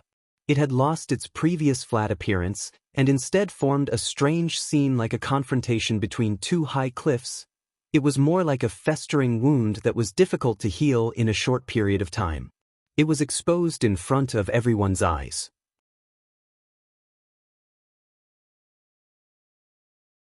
Chapter 1096. Right now, the professional technicians of the military who were dubbing the real scene images were at a loss for words. Their professional vocabulary was simply incapable of accurately and appropriately describing a phenomenon that exceeded the predetermined rules. Actually, it wasn't just them. Even Tian Bang was a bit stupefied for a time after his initial impression of the scene. He was faced with the results of the images and scans from the sky, from the ground, from the far end, and from the near end. In the end, he simply ridiculed. Is this a dimensional slash? Let's call it a rift for the time being. The previous feeling of a deep gorge facing off against a high gorge wasn't wrong. It was like the smooth night sky had been sliced and torn apart by a tyrannical force to form a deep and serene rift. It was still extending, and it was unknown where its bottom led to. Tian Bang's line of sight fell into the hole of the rift. He was unable to pull it out for a while. What's inside? Where does it lead to? If I jump in, will I arrive at a new plane? He Yuan didn't respond. Her focus was clearly different. She used ground monitoring, low-altitude satellites, and other methods to confirm that Luo Nan was unharmed. Then she adjusted her view to a far-off wide-angle mode. It was as if she wanted to find out just how far the rift extended to in the end. Yes, the void rift had a direction. After it swallowed the nuclear warhead, it clearly extended from the west to the east. Its farthest end already far exceeded the current recording range of the real scene images. Even if she changed her view, she wouldn't be able to reach it in a short amount of time. Many people didn't care about where it would extend to. They didn't even understand the situation before their eyes. What was the point of expanding it in a hurry? Clearly, He Yuan wasn't that bored. Soon, Tian Bang understood. She wanted to establish a link between two important links. The rift above Northern Mountain Lake and the aircraft heading towards Northern Mountain Lake. It also seemed to be able to connect. It wasn't He Yuan's conceptual connection. Instead, it was the rift that continued to extend outwards. If he followed the approximate length of the rift, he might be able to touch it. The reason why Tian Bang wasn't sure was because the straight crack that left a deep impression like a ruler had become more and more unstable as it extended. It had long lost its sense of direction. It was like the cracks that extended like branches and vines when a shoddy wall was about to collapse. It was also like a bolt of lightning that exploded in the night sky. No one knew which direction it would bend in the next moment, and it could even disappear at any time. However, there were always bigger wounds that appeared in the tiny cracks at the ends, and they continued to push forward. Well, lightning was more accurate. The description was complicated, but in reality, the speed at which the void cracks were advancing was extremely fast. It wasn't any slower than the speed of a nuclear warhead. At the edges of the cracks, there were some that were moving, some that were expanding, and some that had already healed, revealing different forms. However, the front end that extended outwards had already exceeded the recording range of the high-speed cameras. Even if Yuan had already intentionally chosen to view from afar, she could only barely keep up. There was no need to even mention the details. "I feel like it's going to collapse," Tian Bang murmured. Dr. Pan did not understand. "Don't you feel like this? It feels like the vault of heaven might collapse at any time." Sure enough, shoddy walls are more appropriate. This time, Dr. Pan understood half of what Luonen said, but it wasn't good for him to delve deeper. This was because the front end of the void crack that seemed like it could disappear at any time, but it was still advancing at a terrifying speed. It had already entered the same lens as the Amaterasu quartz flying device, which was moving at a similar speed. "They're going to collide." Tian Bang whistled. Rather than saying this was a judgment, it was better to say that he was looking forward to a play. From the direction that the void crack was extending in, it could be seen that Mr. Luonan, the one who drew the crack, had a comprehensive understanding of the entire situation. At the very least, he seemed to have a clear understanding of who it was that had tossed a nuclear warhead down above his head. Then were the two sides going to fight now? A fight between extraordinary levels? Tian Bang suddenly found it hard to laugh when he thought deeper into the matter. The two sides came at each other at high speeds. They didn't give the spectators too much time to evaluate and guess. The distance between them rapidly shrunk as they drew closer to each other. Then, they brushed past each other. Tian Bang subconsciously narrowed his eyes the instant they brushed past each other. But nothing happened between the two, if not for the violent undulation of the flying device at the edge of the void crack.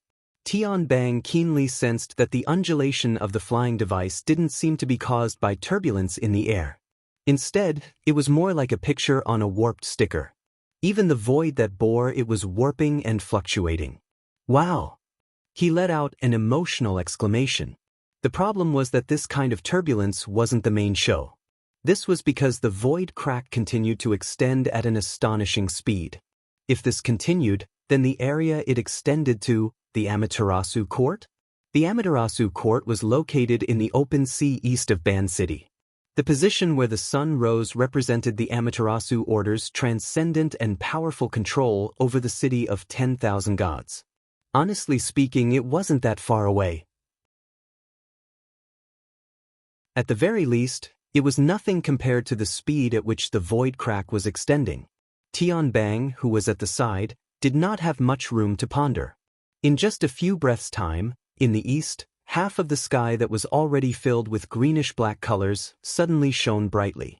It was as if a sun had leaped out more than 10 hours in advance. Or was it a nuclear bomb that had crashed there? Tian Bang really thought so. But after a long time, he didn't see a mushroom cloud rise. Nor did he hear any explosion. He couldn't help but feel a little confused.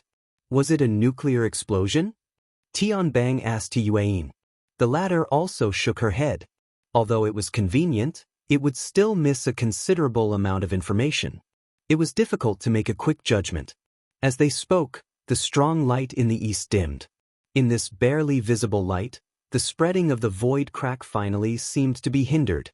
It was as if there was some kind of power in the strong light that was resisting it. Or more accurately, it was an invisible barrier that no one had discovered before. It was blocking in front of the void crack and was slowly appearing under the collision. In a sense, the void crack was spreading. But it was no longer like before, where it seemed to be tearing the sky apart. Instead, it began to spread.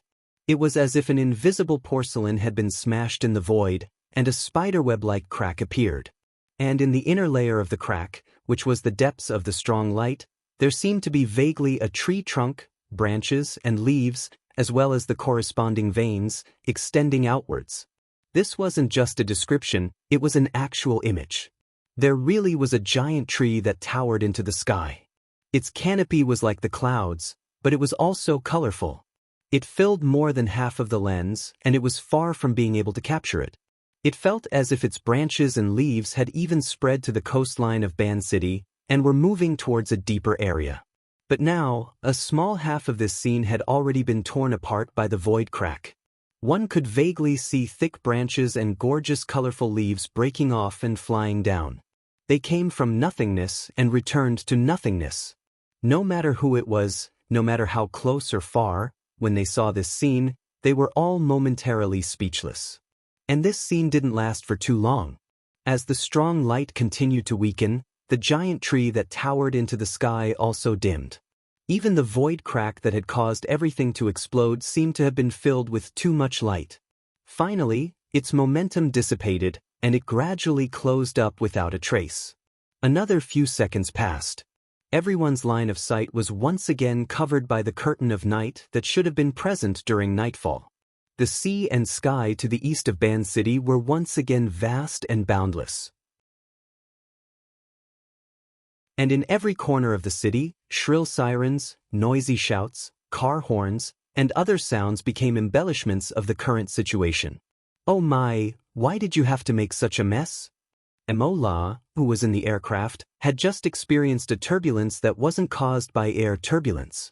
With her highly sensitive senses, she could even hear the many circuits of the aircraft and the groans of the outer shell cracking and shaking.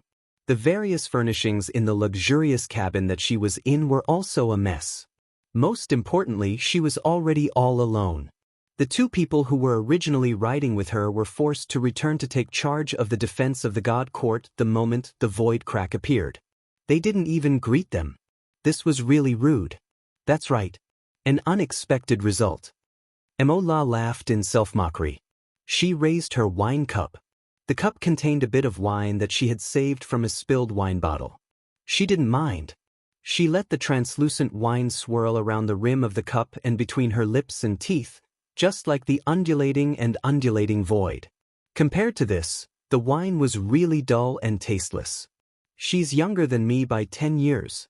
Is it because of her talent, or is there some other reason? In any case, it looks delicious. Her teeth streaked across the wine, and she rubbed her lips that were painted light purple. Blood slowly came out. She didn't feel any pain. Instead, her smile became all the more bewitching. But in the next second, she confirmed the direction of the aircraft. She rolled her eyes, got up, and walked into the cockpit with large strides. Are you trying to bring me to my death? It's troublesome, the wrong angle. How can I go to the Amaterasu God Court, Xia City? Thank you. Speaking of which, do you have enough fuel? Registration for the intercity aircraft? Visiting relatives. My blood sister is there. Yeah, there's a cheap master there too. The aircraft brushed shoulders with the low-flying fighter jet. Going to Xia City required flying over the skies of Ban City. There were still some rational pilots who took a detour around Beishan Lake. The problem was that in the eyes of some people, this so-called detour was meaningless. Emola could clearly feel that when the aircraft passed through the thick clouds above Ban City, the cracks in the void and the powerful light couldn't completely tear through them. Her body and soul structure clearly had a sort of marvelous penetrative feeling. Emola maintained her smile, and this feeling quickly disappeared without a trace. She didn't say anything else. Of course, it was also possible that he had entered a level that she still couldn't reach. She didn't bother about this. She just drained the remaining wine in her cup in one gulp. Very gentlemanly. Delicious boy. He Yuan and Tian Bang were thousands of kilometers away, especially on the level of extraordinaries. It was really hard for them to grasp the details of the situation over at Ban City. But no matter what was said, the most difficult and complicated period should have passed as the aircraft passed through the skies above Ban City and headed in the direction of the old continent. There was no follow-up from the direction of the Amaterasu God Court or the direction of Beishan Lake. Both sides entered a seemingly tacit state of silence. It was frail, but it gave one a narcotic sense of security. Yuan's eyebrows relaxed a bit, but she cut a bit of a sorry figure at the moment. She said, I'll go take care of it, Tianbang said without thinking, "I don't mind." Hiyuan didn't respond at all. She just left. Tianbang shrugged his shoulders, his gaze sweeping over the live image. There was no longer any meaning in the situation over at Ban City. The few people who stood at the very top of the world were taking revenge on one side while stealing from the main camp. Their thoughts were clear, and the results were vague yet barely acceptable. They wouldn't be able to find the trigger to erupt in a short amount of time, probably. After all, even if the changes on the level of extraordinaries were laid out before their eyes, they wouldn't be able to understand them. In comparison, he was a bit more interested in tracing back to the source. The problem was that his position in the army system was relatively high. He didn't have much of a card to play on the side of the independent Air Force. He had only heard a bit about what had happened on the magic cloud platform above his head. He didn't know the specifics at all. He just faced Yuan's back and shouted, "Jade Dragon. If there's any definite news, send it over. Everyone can help together." Yuan still didn't pay attention to him. But at this time, Luo Nan's voice rang out from the other side of the communication. "Sister Yuan, help me out." Yuan's feet stopped. "Please speak, Mr. Luo." "It's the one in near-Earth orbit. You guys were talking about something called the Jade Dragon just now. I'm quite interested in that side. There might be something left behind. I want to take it and study it." Yuan had already responded without waiting for Luo Nan to finish speaking. "I'll think of a way. Mr. Luo, are you doing well on your side?" It's nothing. Sometimes I just feel that those two from the Amaterasu order are a bit too tactful. That's why I say broadening your horizons and being more knowledgeable are still beneficial, right?" Tianbang clenched his fists behind Yuan's back, but in the end, he could only roll his eyes and prick his ears to listen to the conversation between the two. Speaking of which, he could understand what it meant to be tactful, but how could he understand broadening his horizons and being more knowledgeable? He turned his head to look at the space that was already beginning to close up. He seemed to be lost in thought. In Tianbang's position, he had to consider a bit more. But for a frontline soldier, all he needed to do was carry out orders. Before the situation in Ban City was completely clear, the Jade Dragon had already left the inner defensive perimeter in Earth's near-Earth orbit. Its privileges had already been completely sealed, and it practically sunk into darkness. Only the solar panels were still reflecting a bit of the faint light from the distant edge of the Earth. Soon, a landing ship docked with the platform. Dozens of aerospace army officers, who could be summoned in a short amount of time, forcefully boarded the ship. Contrary to expectations, they advanced like a hot knife through butter. Everyone on the Jade Dragon appeared to be in a stupefied state. Whether they were soldiers or researchers, they were all extremely cooperative. There was no challenge at all. The commandos charged all the way to the command cabin. They broke the door open and entered. All they saw was the tactical sand table projection that was still flickering under the support of an unknown source of energy. Under the dim light, large amounts of solid, liquid, and other mixed fragments of human tissue floated and scattered. There were 8 personnel, led by Claire, the adjutant of the Jade Dragon. They were restrained by buckles in their respective positions. Some were unconscious, like Claire. Some had already died without a sound. The preliminary judgment was that they had ingested an excessive amount of anesthetic. The commando leader discussed with the sergeant in charge of technical identification and decided to first report to their superiors. At the same time, they began to take photos and videos of the messy command cabin. They also searched for the corresponding surveillance footage to preserve first-hand information. After receiving new orders, they began to further deal with the aftermath. While his subordinates were busy, the commando leader suppressed his disgust and entered the core of the command cabin. It was currently also the area with the densest concentration of all kinds of flesh and floating debris. It didn't take long for him to find the object specified in the new order. It was a crystal ball that looked a bit distorted. Because it was distorted, it gave off a very strange and cheap feeling. Inside it was a lump of rotten flesh that was almost unrecognizable. This lump of rotten flesh was still twitching, as if it was maintaining a rather tenacious vitality.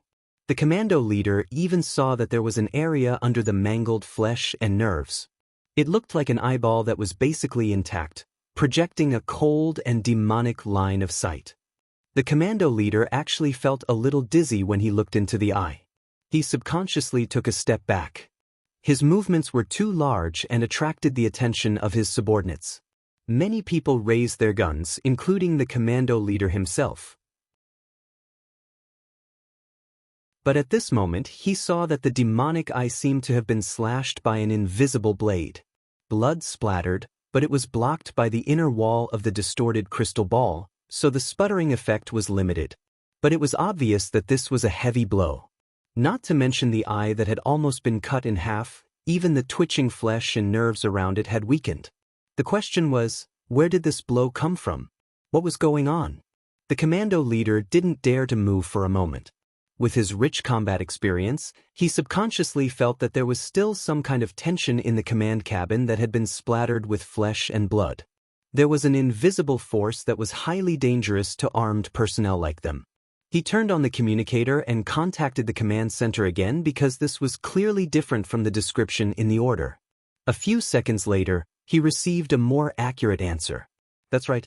All right, whatever you say." The commando leader put in a lot of thought for this temporary order. It wasn't easy for him to find a sealed metal container and store the distorted crystal ball. Strangely enough, the entire process didn't have any twists and turns. After storing it inside, he could sense a rhythmic pulse in the container through the sensor on the exoskeleton armor. There was even a kind of ice-cold touch that made him shiver involuntarily. Illusion, illusion. The commando leader didn't delay any further. He personally escorted the crystal ball and the metal container that contained the rotten flesh out of the Jade Dragon. He then quickly switched to another transport ship. After traveling in orbit for a period of time, the ship went against the direction of Earth's rotation and entered the atmosphere. This kind of transportation method was similar to a rail elevator. In theory, it could deliver the express mail to a designated person in any corner of the world within an hour. 20 minutes later, the transport ship penetrated the thick clouds and arrived at a certain sea in the middle of the Pacific Ocean. It was obvious that the weather conditions in this sea were terrible. Not only were the clouds thick, but there were also dense lightning flashing deep in the clouds. And in this vast sea where the storm raged, there was a luxurious cruise ship bobbing up and down in the wind and waves. Strangely enough, there was a thick fog surrounding it. If it weren't for the clear coordinates and the powerful lighting equipment on the cruise ship, the commando leader would have had to spend a lot of effort to discover this small metal box. How did I end up here?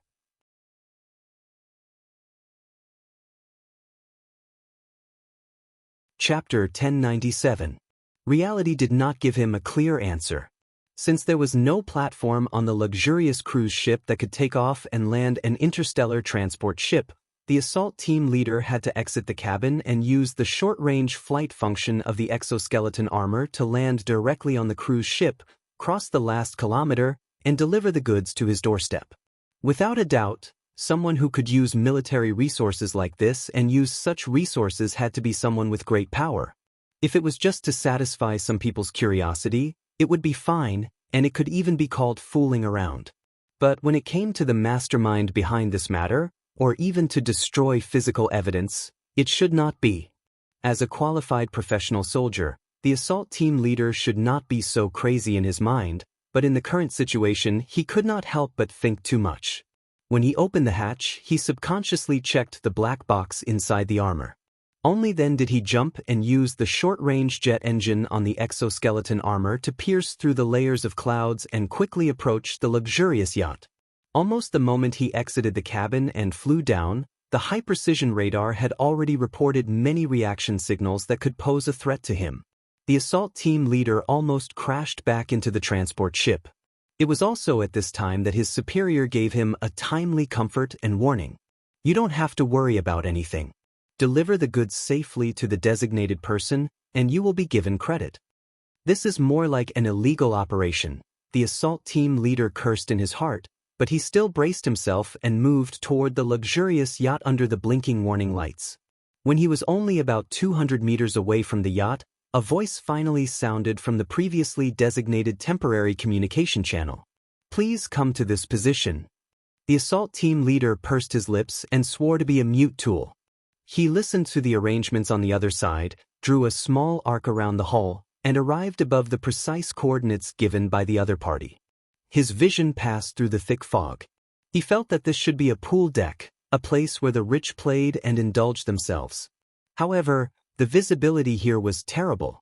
It was as if the pool that originally stored water had become a place where clouds and fog had accumulated. Since it was already nighttime, ordinary people could really get lost here.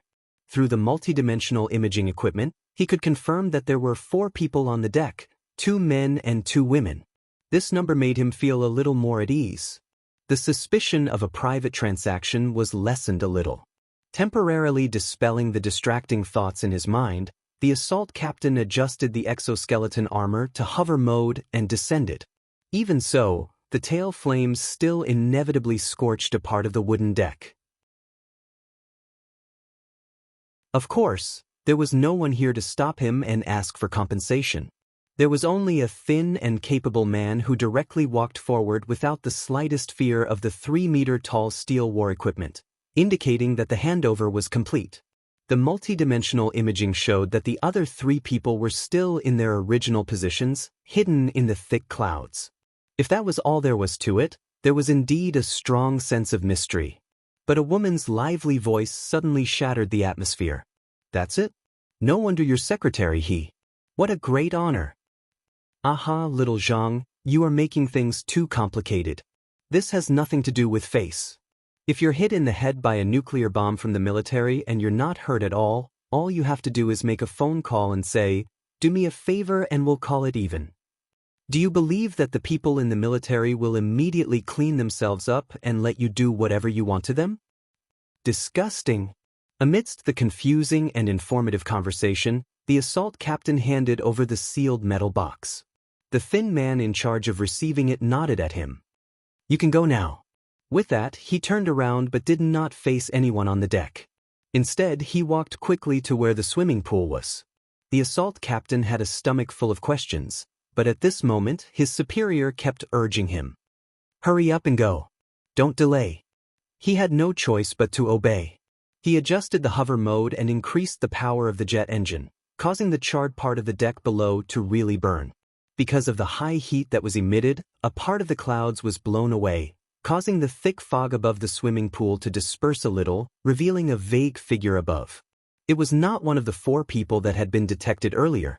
That person was also hovering in the air, at the same height as him. However, he was not wrapped in the exoskeleton armor, nor did he have any engine to support him. He just quietly hovered like a cold ghost. The assault captain shuddered. When he wanted to take a closer look, the exoskeleton armor had already sped up, and soon he was more than 100 meters in the air. When he looked down again, the fog had covered the deck again, and he could not see anything. As for multidimensional imaging, enhanced scanning, and so on, please, he was not an idiot. The assault captain was not stupid. He strictly followed the instructions and directly deleted the temporary channel, putting an end to this matter. However, it was difficult to control a person's heart. He could not hide his curiosity, and while the distance between them increased, he subconsciously lowered his head to take another look. Speaking of which, it was strange. He was already hundreds of meters in the air, but the farther he got, the clearer the deck became. He could vaguely see the 5 figures, especially the one floating above the swimming pool. It was that person. He seemed to have already obtained the metal box with the strange crystal ball and rotten meat sealed inside. Then, he raised his head and looked over. Looked over? The assault captain's heart skipped a beat. It was also at this moment that a powerful binding force suddenly acted on his body. The pressure on his body and the sharp alarm in the cabin formed a chemical reaction, stimulating the secretion of a large amount of adrenaline, and his entire body suddenly tensed up, silencing the witness. He cried out in his mind. He practically increased the output power of the engine by instinct, but the power also rose along with it. It was to the extent that the value on the altimeter didn't increase. Instead, it flew down. As for the assault captain, he felt as if he had gone from a gravity-free environment to 10 GS in an instant. It was to the extent that his vision went black, and his consciousness went blank for a second or two, maybe even longer. Bang! By the time he came back to his senses, the exoskeleton armor had already returned to the deck. Its landing posture was actually quite appropriate. Aside from the empty deck, there was also the pilot, who was spinning around. At this time, another message came from his superior. Danilo, there's been a change of orders. You stay there and assist in completing the new mission. You also need to eliminate the possible infection. I wish you good luck. What? What the hell are you doing? Zhang Yingying shouted towards the sky above the swimming pool.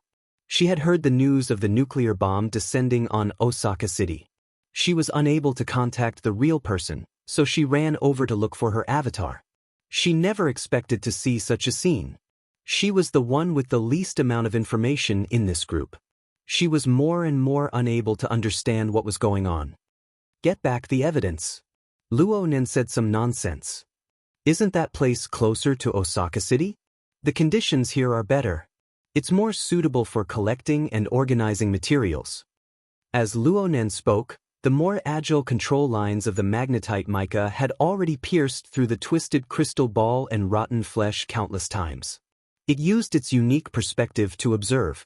Zhang Yingying was completely unaware of this. She just asked, "What the hell is this? A mutant?" It should be, and it's highly contagious. At the very least, the one who sent it over has already been infected. Luo Nan's hands were filled with dense water vapor.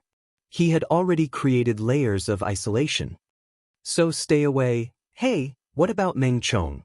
There's no problem at the moment. The possibility of ability users suffering from mutant infection has always been very small.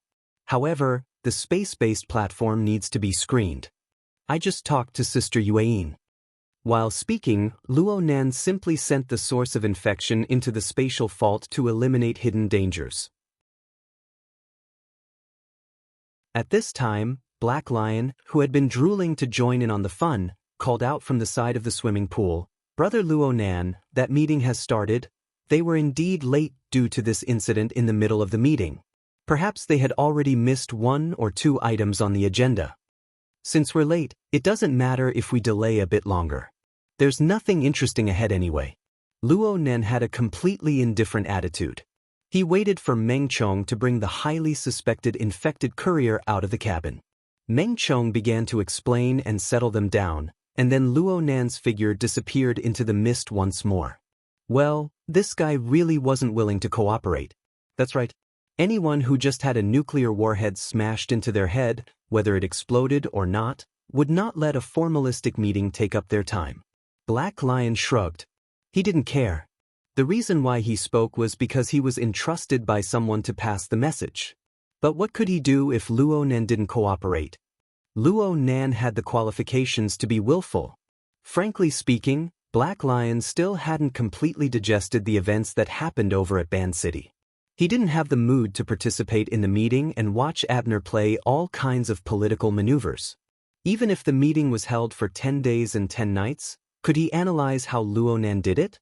Could he finally figure out how this underage child grasped the secrets of inconceivable power in such a short amount of time? He couldn't? If he couldn't, then what the hell was he doing?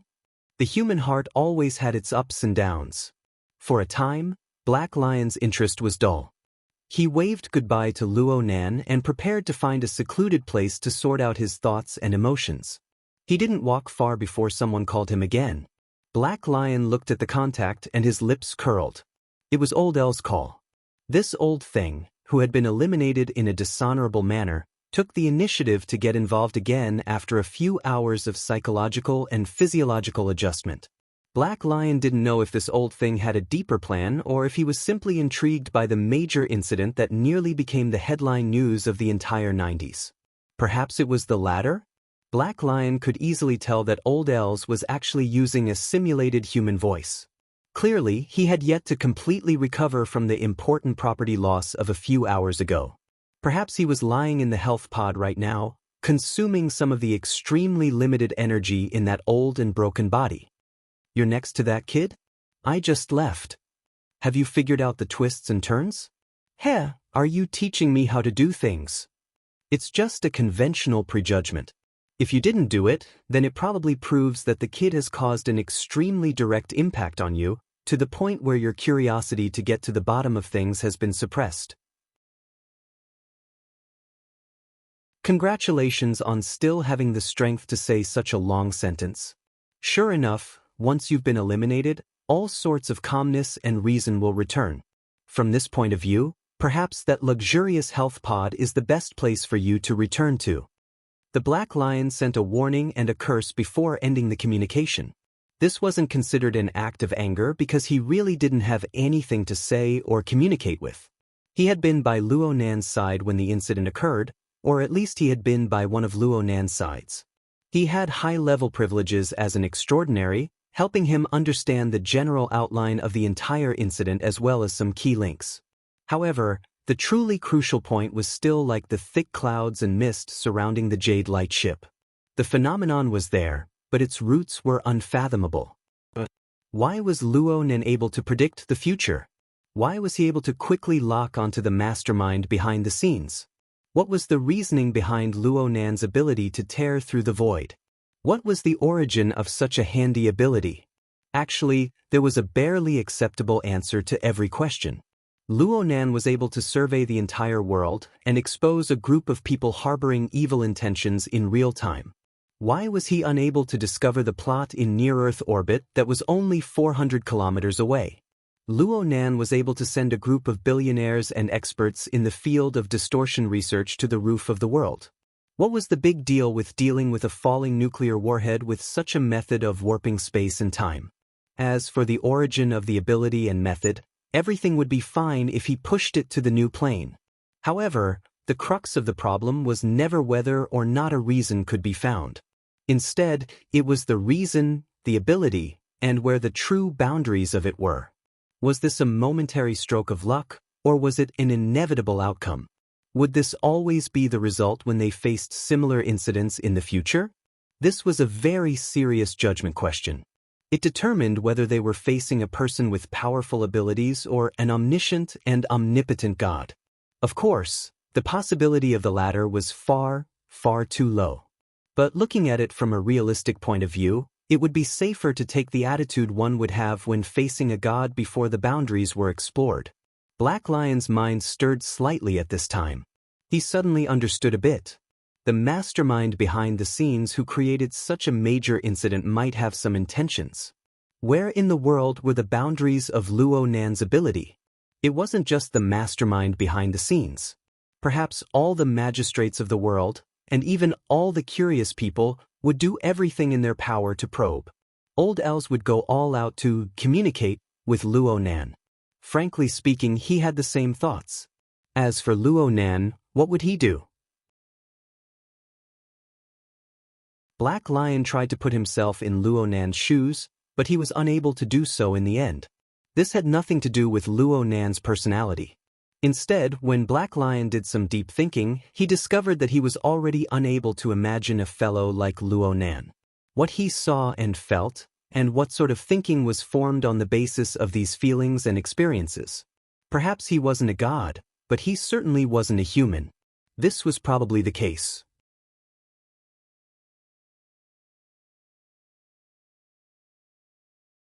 Chapter 1098. Luo Nan's consciousness followed the basic structure of the magnetic optical mica to wander about in the vast and marvelous new world. The so-called new world was just the world he was used to seeing in the past. It was a brand new creation under the unique perception of the magnetic optical mica. Luo Nan shouldn't rashly describe the current situation. It had already lost its usual smoothness and tone. It had turned into countless bubble phantoms that ran along the edge of the gravitational vortex of the sun and the earth. They were warped and impacted by countless other forces. It could even be further refined into a grid of various frequency bands that interweaved with each other in various forms. Luo Nan didn't have the intention to investigate in detail. This was because everything he saw at this stage was the product of forcefully twisting old experiences and new horizons. He really lacked the corresponding analytical tools to make a meaningful interpretation of this new form of space, time, life, and matter. This point wasn't written in the theory of the school of fantasy. There was no clear answer in the existing database. It wasn't possible for him to obtain or extract relevant knowledge in a short period of time. He needed to adapt bit by bit and harmonize with his past experiences. Therefore, he did his best to analyze and ponder with his past experiences in order to realize an orderly connection. Even so, he still needed to receive and process a rather extensive amount of information. Reactions from all sides were basically fed back to him. Some were directly sent messages and phone calls by acquaintances. Some were collected by Luo Nan on his own initiative. This included the global scope and even the near-Earth orbit region that he had just barely reached. Everyone who knew him and had a conceptual understanding of the previous events radiated clear and complex signals. How to put it? Homogenization was quite serious. If one were to roughly describe it with emotions, they would basically be astonishment, fear, doubt, bewilderment. Nothing more than that. They were probably all subdued by Luo Nan's nearly inconceivable operation. Luo Nan had continued and pushed the jadeite light auction to this day. Luo Nan was a deterrent to this world. The nuclear bomb on the material plane hadn't exploded, but the mental plane seemed to have been plowed flat quite a few layers. It could be interpreted in this way for the time being. Frankly speaking, Luo Nan was a bit proud of himself. Thanks to the timely replacement of the sensing medium by the magneto-optical mica jellyfish and the expansion of the sensing range, although the information from more dimensions was much more blurry, the limits of his mental senses had expanded from the Earth's biosphere, which was rich in water vapor, to the low Earth orbit, where the air was extremely thin. Because of this, Luo Nan's warning time was longer than most people estimated. He even interfered with the situation at the end of the development. Unfortunately, limited by the fuzziness of the new sensing mode and the lack of analysis ability, the precision, accuracy, and speed of his analysis and translation were questionable. In the end, he was still one step slower, and the main cannon of the space-based platform was launched successfully. But this also left room for him to perform even more shocking moves. Luo Nan still relied on the magneto-optical mica for his second stage of operation. At the very least, he relied on it partially. At this moment, in the magnificent palace in his spiritual world, two figures became clearer and clearer. One was the magneto-optical mica, the other was the shadow cockroach. In comparison, the latter was even more agile, as if it would break through the restraints of the palace's space in the next moment and dive into the real world. Of course, it was only as if. Again, without the foundation of the material plane, no matter how clear the structure and image was, it was impossible to restore it to the level of reality. In particular, the shadow cockroach was an extremely special existence. From his experience at the relay station, Luo Nan knew that it was very difficult for this thing to survive on the material plane of the local spacetime. It simply did not belong to this spacetime. There was a saying that the shadow cockroach was not an independent life form. It was the tentacle of some terrifying demon in the spacetime of the outer realm. Only the special ability of the magneto-optical mica could open the realm gate. Only then could Luo Nan take it by surprise and throw it into the local spacetime, achieving an instantaneous spacetime cleave. At the present stage, the magneto-optical mica that Luo Nan had cultivated was merely a larva. Sorry, Luo Nan had yet to research an operational plan to open the realm gate. When all was said and done, the attack that tore through the void was just a reference to Luo Nan's past memories and the structure that appeared in the Palace of the Mind. Luo Nan fused his own understanding of the structure of space-time into a successful imitation.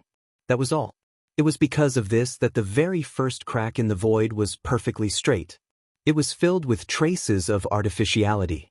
But the more time passed, the more Luo Nan was able to experience the miraculous power of the shadow cockroach crossing worlds to come like a butcher dismembering an ox.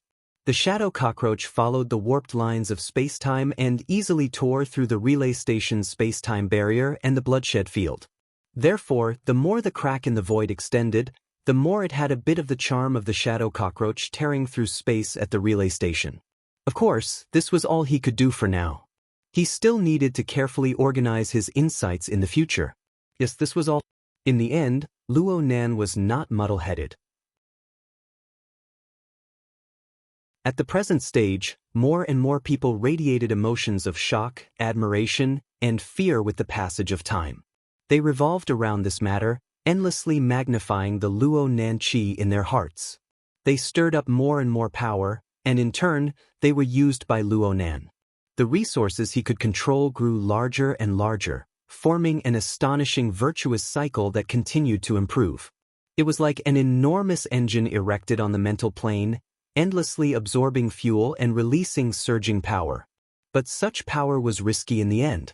If Luo Nan hadn't realized the differential coupling of the body gear and the God gear early on and formed the boundless soul cloak and the altar's spiderweb to contain excess energy as a buffer structure, he would certainly have exploded by now. Luo Nan didn't explode, safely passing through this juncture. Recently, he had made deep contact with the Abyssal Sun Wheel and the Heavenly Abyss Empire civilization. He had even borrowed the help of the Innerverse simulator to enter the dream. He had gained a thorough understanding of a series of related theories. With these theories as a guide, he finally possessed enough power to control and overturn the universe. But was he really omnipotent? Especially after his experience at the relay station, his horizons had broadened to the era of the universe, to the level of the Heavenly Abyss civilization.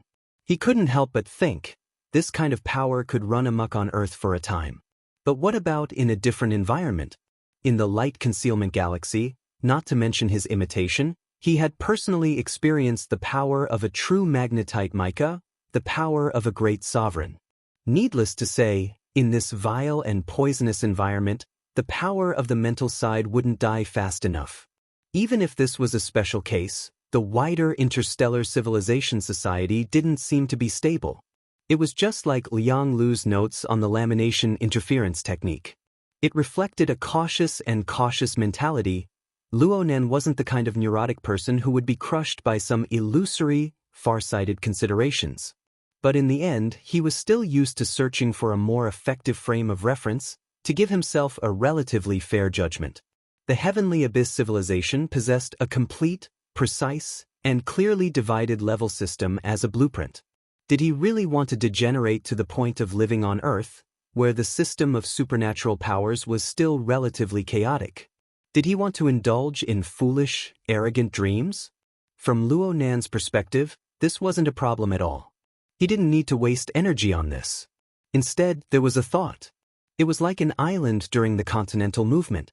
It gradually rose from the depths of the sea of chaos. Under the arching and polishing of this thought, it emerged more and more clearly. The environment molds people. The environment changes people. Any sort of ability would inevitably be evaluated and influenced by the larger environment. Then, when would one's own ability not be impacted by the external environment and become a body of its own? Probably to be like great monarch Chang Yishuan. She had slain gods and subdued demons in her life. After her death, she could transform into an undying plane to resist evil and poison. She could light up the star system and become a shelter for civilization. This was the only way. To put it bluntly, it was the ability to construct a world. A similar realm description had already appeared in the Innerverse simulator. But it was still too far away. Luo Nan wasn't prepared to think too much about this.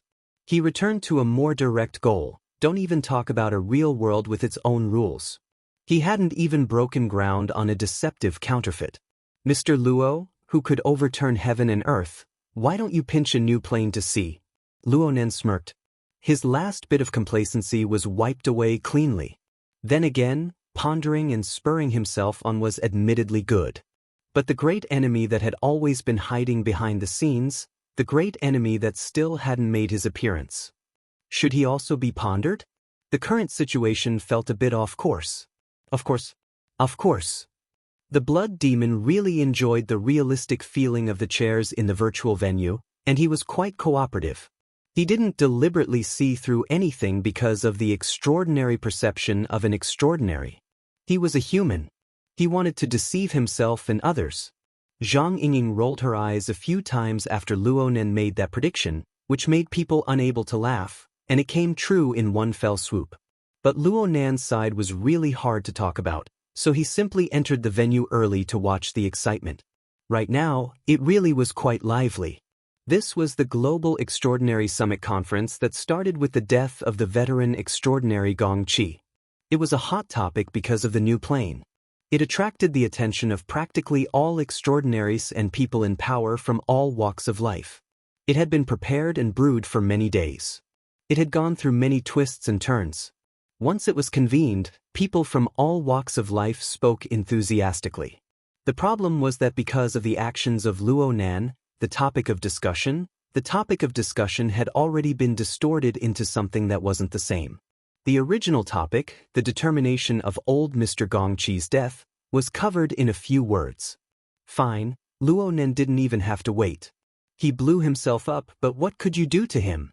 The conference did say that blood relatives were allowed to take revenge, but was this because Gong Qi's bloodline hadn't fallen thoroughly enough? As for the topic of the new plane that was supposed to be the most explosive, the main character didn't come at all. Abner, who was presiding over the conference, spoke a few repetitive words. He chewed on his words, changed his words, and repeated them dozens of times. There was no real meaning to his words.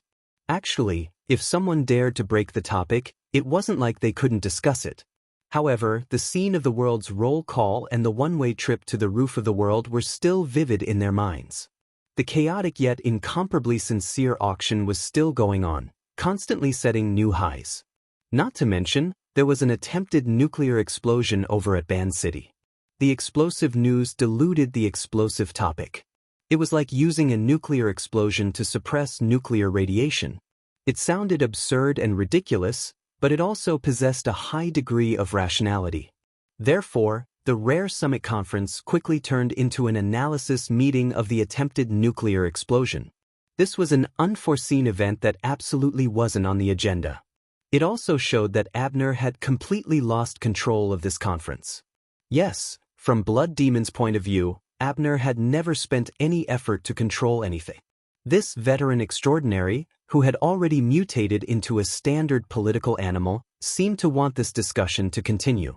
He wanted to help Blood Demon gather some information and ideas so that he could sort out a train of thought amidst this chaotic mess. Therefore, the discussion in the virtual conference hall continued on without the main topic. It caused a summit conference that involved key events and scarce resources. It should have been serious and tense. It should have even been filled with the light of blades and shadows of blood. However, it turned into a tea party. At most, it was an academic seminar. Blood Demon confirmed the time. The hour hand was nearing 11 o'clock. The conference had already gone on for nearly an hour. The discussion regarding Luo Nan was still in the ascendant stage. It seemed that it wouldn't hurt to talk for an entire night. Several core big shots, including Abner, had tacitly agreed. Clearly, they weren't just interested. They were also waiting. They were waiting for the arrival of the fellow who could make this conference truly meaningful. While he was thinking, colorful light gathered to the side. A new projection cut in. This projection was guided by the conference system. It directly entered the innermost round table sequence. Blood Demon's mind was roused. He's here. Within the virtual conference hall, the participants all received the relevant information, whether it was through watching or through the system's prompts. Their thoughts converged in the first instant. That's right. It was Luo Nan. This young man, who easily pulled apart the age gap between him and everyone else in the conference hall, appeared in his position. His position reflected the details. Luo Nan's position was on the opposite side of Abner, the convener and host of the conference. The two's positions were slightly staggered to avoid being directly opposite each other. Luo Nan gave the opposite position to the two members of the Amaterasu order. It was worth mentioning that this position adjustment was made urgently after the nuclear bomb incident. This wasn't just a recognition of Luo Nan's position, it was also Abner's attitude. Only the heavens knew whether or not Luo Nan would be able to accept this little detail. From the looks of it, this young man's focus was clearly not here. It was no wonder that true God and the Pope didn't appear at this conference. The designed opposition and shield were already meaningless. But it was the absence of these two that made people have no choice but to consider whether or not a victor had already been decided behind the anticlimax conflict. It didn't matter if it was in a symbolic or practical sense. Everyone in the conference hall had their own distracting thoughts. Luo Nan, who had entered the virtual conference hall, was also adapting to this new environment. At the very least, he had to convince himself that this scientific illusion was real. He looked around and immediately saw the blood demon beside him. He smiled at him, and the latter raised his eyebrows in response. "What's the topic?" Luo Nan asked casually. He didn't expect the clamor in the entire virtual conference hall to quickly recede in these short 2 or 3 seconds until there was nothing left. Only his own voice reverberated in the room.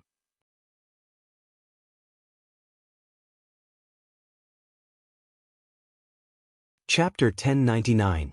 Luo Nan did not expect that the atmosphere within the conference hall would be this sensitive, that he would become the focus of everyone in an instant.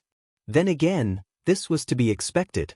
After all, he was the focus and core of all the recent problems of the world. Right now, he was quite dissatisfied with his current state. Luckily, he had acted as the host of the auction not too long ago, so he had retained some of his habits. He raised his hand and used a familiar tone to greet everyone. "Sorry, something came up, I'm late." The true host, Abner, displayed his abilities at this time. He revealed a smile and chose a not-so-neutral form of address. "Everyone knows the reason why Professor Luo is late. It really is an unstoppable force." "Who said that? Didn't we just endure it?" A fellow spoke in a roundabout manner.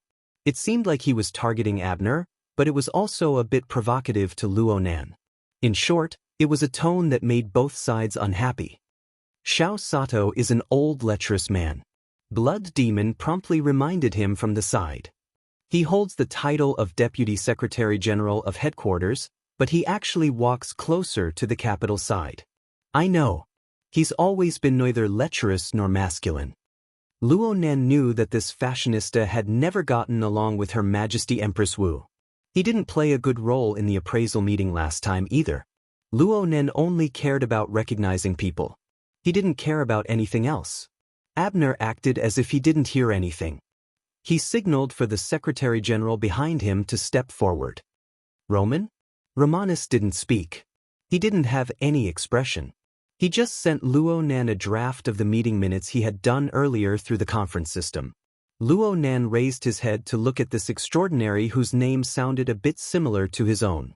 He had heard of Romanus before. He was one of the new extraordinaries in recent years. He was said to be an astute and low-key fellow. Now it seemed that he really was low-key. "You guys chat. I'm going to take a look." These weren't polite words. Luo Nan still needed to adapt to his new environment. He definitely wouldn't have received this treatment before tonight. He would have been greeted with questions the moment he entered the conference hall. Now, he took the initiative to withdraw from the focal point. It was as if he was giving face. What Luo Nan needed to do right now was indeed related to face. He needed to clearly distinguish the faces and basic information of these extraordinaries who stood at the peak of the world. Truthfully speaking, there were over 100 people in this high-level conference, including the spectators. For Luo Nan, who wasn't good at interpersonal relationships, it was a bit difficult to clearly remember so many faces. At this time, you need a deck of cards.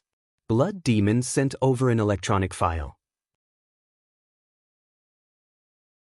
It was a copy of the classic extraordinary poker card set that he claimed he was going to release. Yes, it was the version that included Gong Qi and Jin Tong. He flipped through it and found that the index was quite complete. After a brief search, he found out that Romanus was the 2 of spades. He belonged to a more comprehensive or dominant extraordinary. Saucedo, on the other hand, was the 3 of clubs. He was a classic psychic.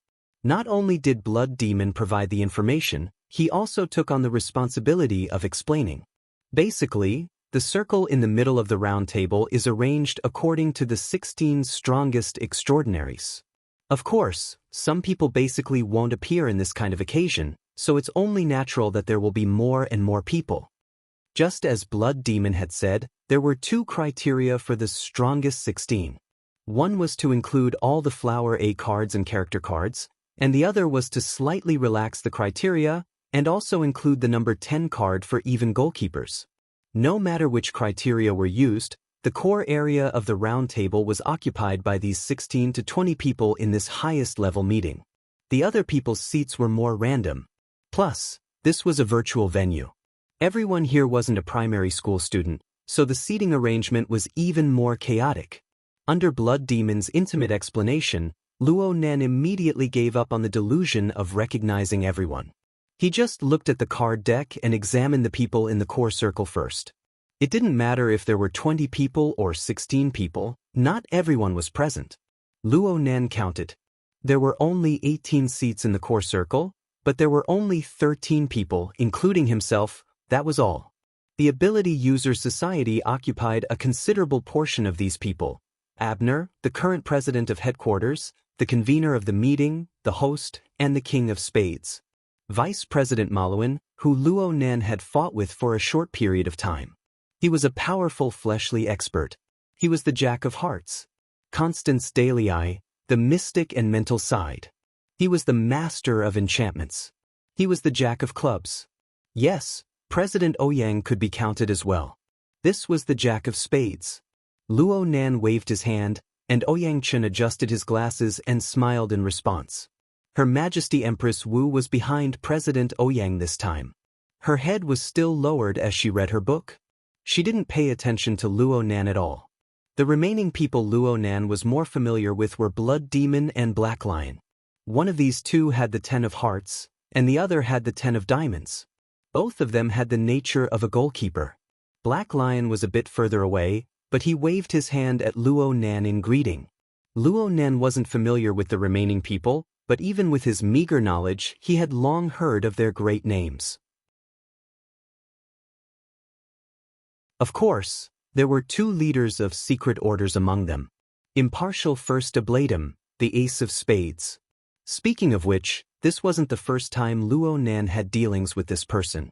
Back at the flagship store of Frost River Reality, when he wiped out the main force of the Order of Justice's branch, Luo Nan had made contact with this person through space. Of course, President Ouyang and Her Majesty Empress Wu were the main combatants back then. But who would have thought that this powerful ruler of the most powerful secret order was actually a woman who looked gentle and amiable? Directions were not distinguishable within the virtual venue. If the host, Abner, was facing the north, then the impartial First Ablatum was facing the west. He was facing Luo Nan at a small angle. He cast his gaze over at this time. It seemed that he was observing the changes in Luo Nan's expression. He was extremely focused and interested. High Lord Secret Deed, Ace of Hearts. This old gentleman looked to be quite old. His hair was snow white, and the quality of his hair was quite hard. It stood up very tenaciously. A white beard grew by the side of his mouth, and it was neatly groomed. He looked hale and hearty. He kept flipping through the materials. His eyelids were drooping, and his expression was calm. Luo Nan couldn't see anything else. The only thing that was rather eye-catching was the several dark lines on his face. They looked like faded tattoos, but they didn't look like patterns. As for why Luo Nan could see them so clearly, aside from the degree of restoration of the virtual venue itself, it was also because this old gentleman was on the other side of Luo Nan. He was sandwiched between Blood Demon and Luo Nan. Even though the diameter of the central round table was enormous, the distance between each side should be quite wide. But Luo Nan thought about Blood Demon's previous proposal, which was flatly rejected by Blood Demon. Luo Nan couldn't help but feel that something was off. High Lord Secret Deed minded his own business, flipping through the materials. This gave Luo Nan a buffer and leeway to think. They were both old men. The one who was as old as High Lord Secret Deed, or even older, should be Necromancer. This person was the J of Clubs. She looked to be a level lower than the junior Constance, but she was quite a dangerous character.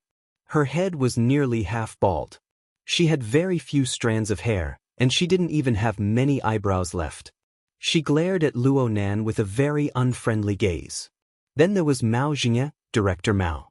In a sense, he was the most powerful capitalist in the world. He was the K of Hearts. Luo Nan had never interacted with him before, but he barely knew him. There were also two other people whom Luo Nan had never met before.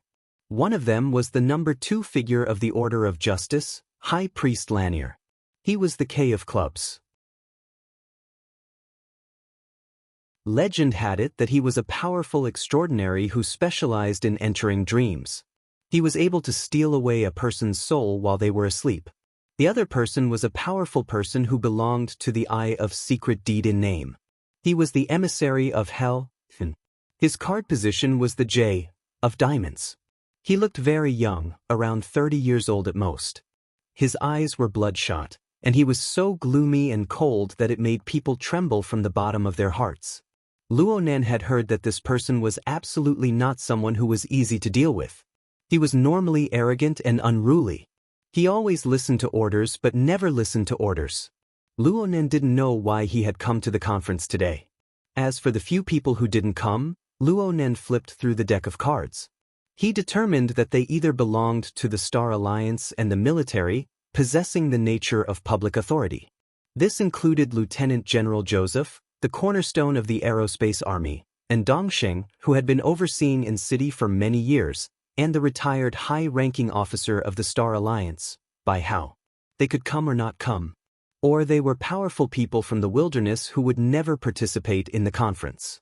This included the clown Robbie, the formidable rust steel of the Northern Territory. Oh, and there was also Poseidon. As for the true gods and the Pope, they didn't come today. That was a different story. While Luo Nan was sizing up these people were sizing him up as well. These people weren't the only ones sizing up Luo Nan. No matter what Luo Nan said just now, he was still the focal point of the entire venue.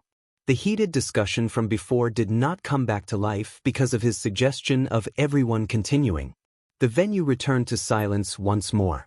It was hard to stir up any more waves. There was no other direction other than to officially proceed. Only now did Luo Nan have the leisure to look at the agenda. The first 2 items on the agenda were related to Gong Qi, the search for the murderer and the filling of the power vacuum after Gong Qi's death. Both of them could be considered resolved. Next was the third item, the seemingly academic item proposed by Lord Secret Deed. Luo Nan's gaze shifted to the side. Lord Secret Deed was still flipping through the documents in his hands. He was calm, focused, and solemn. Abner began to push forward. Then we will now move on to the third item on the agenda. Lord Secret Deed, please inform us of the latest observations and research results of the abyssal region. The data inside corresponds to the special nature of supernatural powers. It is highly specialized and exceedingly precious. The relevant documents have already been sent to everyone before the conference. Do you still want to read them? Abner displayed an exceptionally respectful attitude, even though the two were about the same age. Lord Secret Deed shook his head slightly. There's no need to read them. Those who are interested will read them. Those who aren't interested won't read them. You won't understand them even if you read them. Professor Luo, have you read them? Luo Nan never expected that his first conversation with Lord Secret Deed would be like this. He blinked his eyes. I read a bit, but not in detail. Yes, it's as you said. I really don't understand them. For example? Lord Secret Deed inquired. Luo Nan shot a glance at Blood Demon.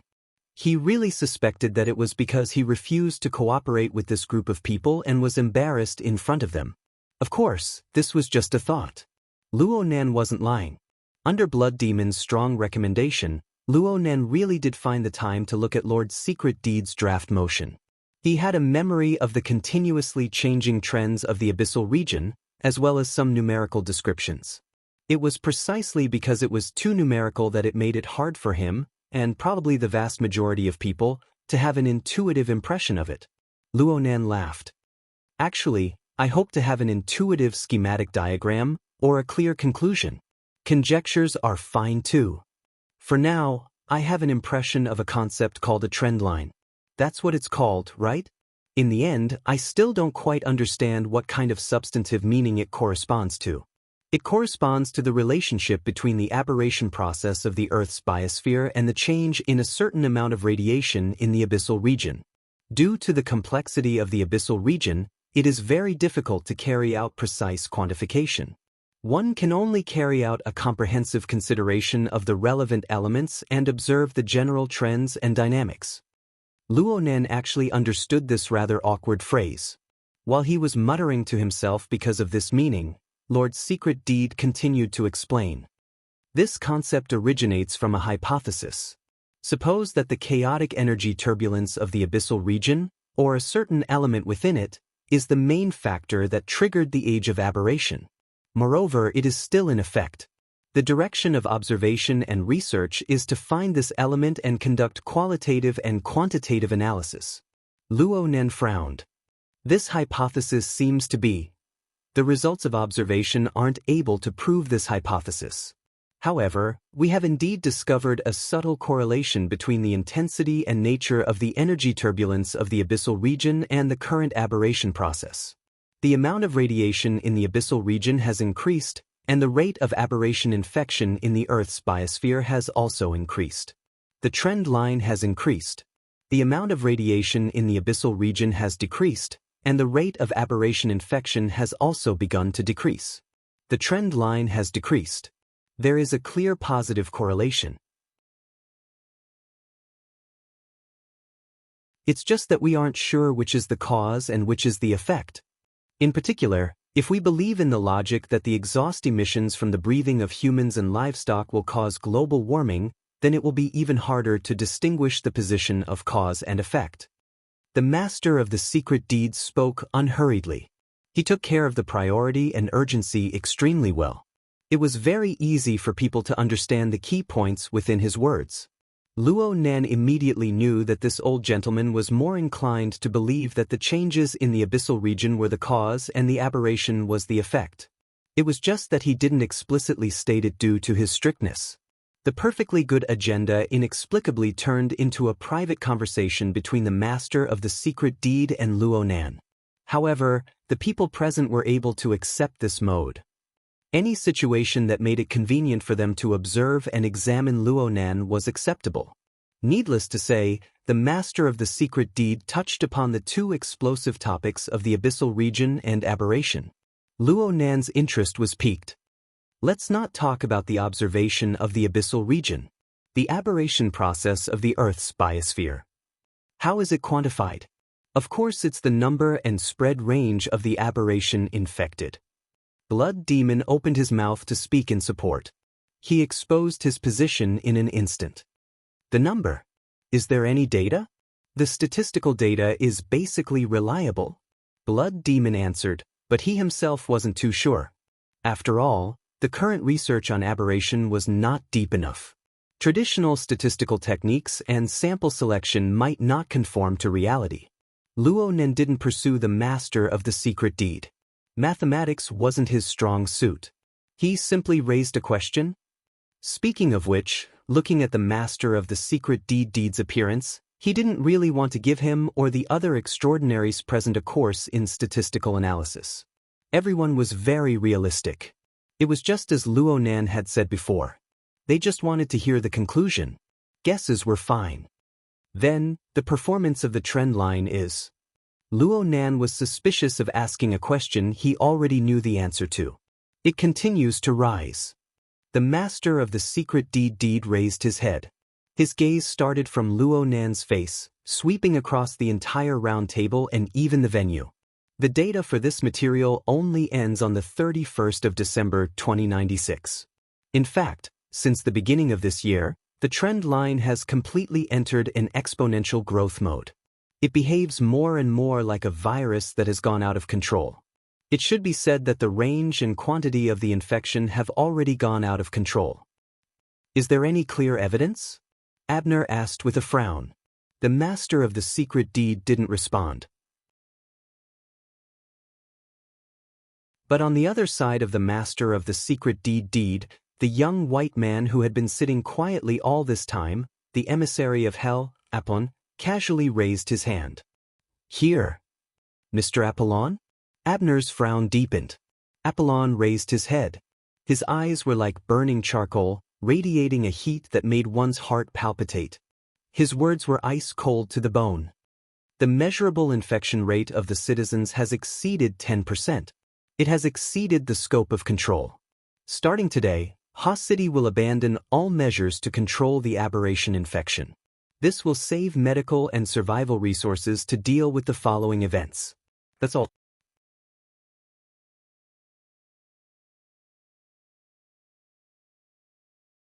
Chapter 1100.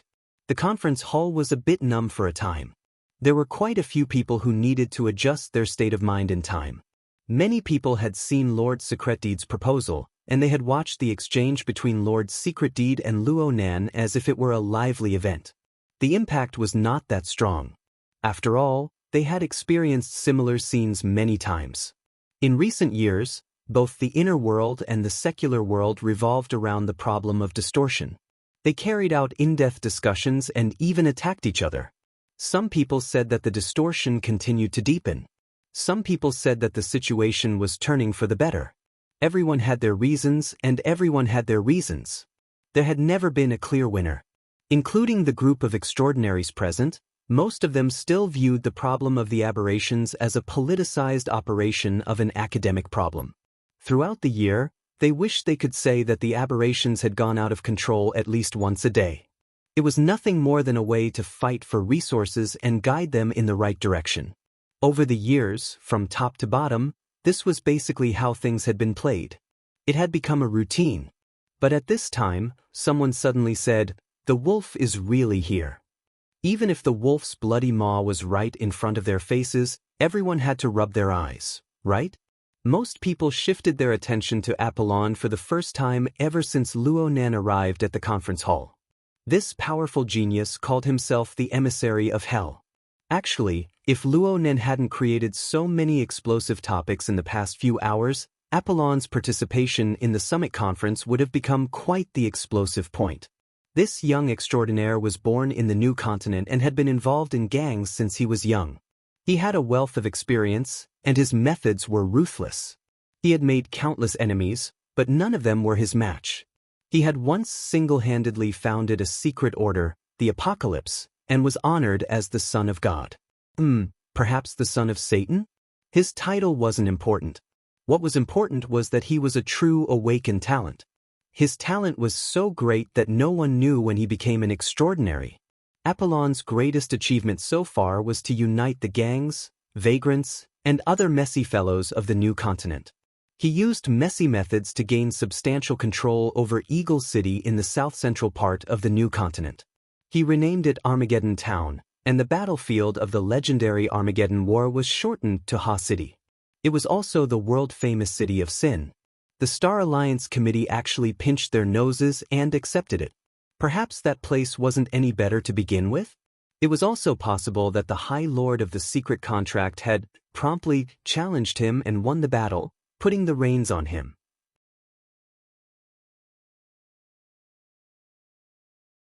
No matter what was said, Apollyon himself was a top-notch extraordinary in the inner world.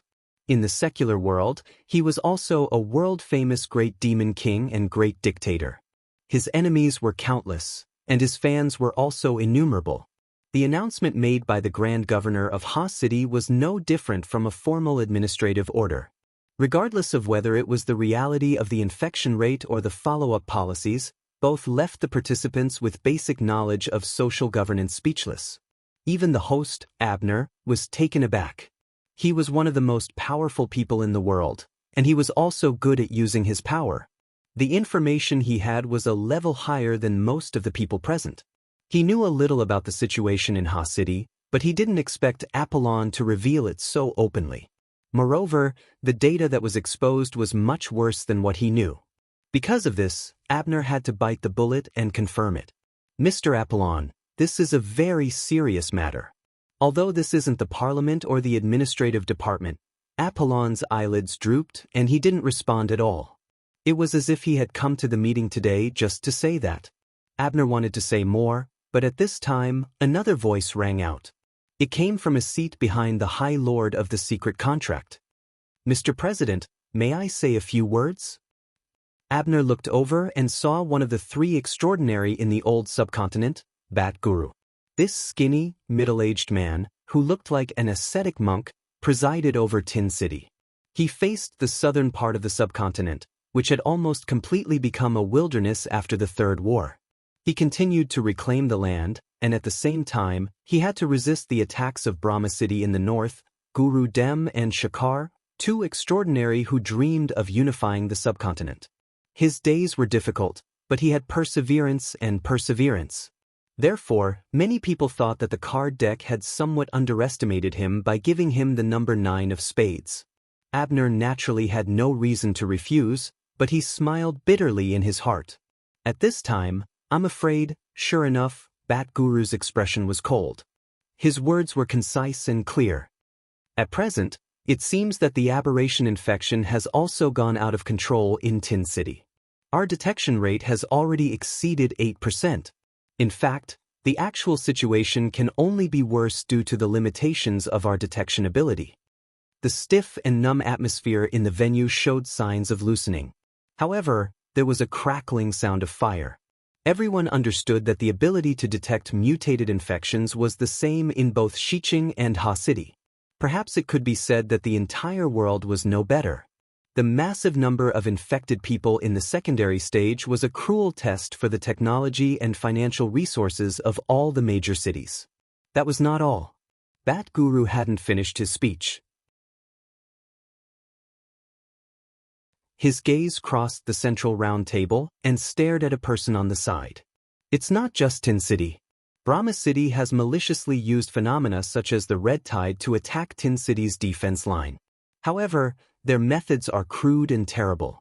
On the other hand, Shakar, Dem, and the others have taken advantage of administrative and religious convenience to carry out improper propaganda about the aberration, calling it Brahma's test. It has become a trend in the subcontinent. The degree of infection in Brahma City can only be higher than in Tin City. You're talking nonsense.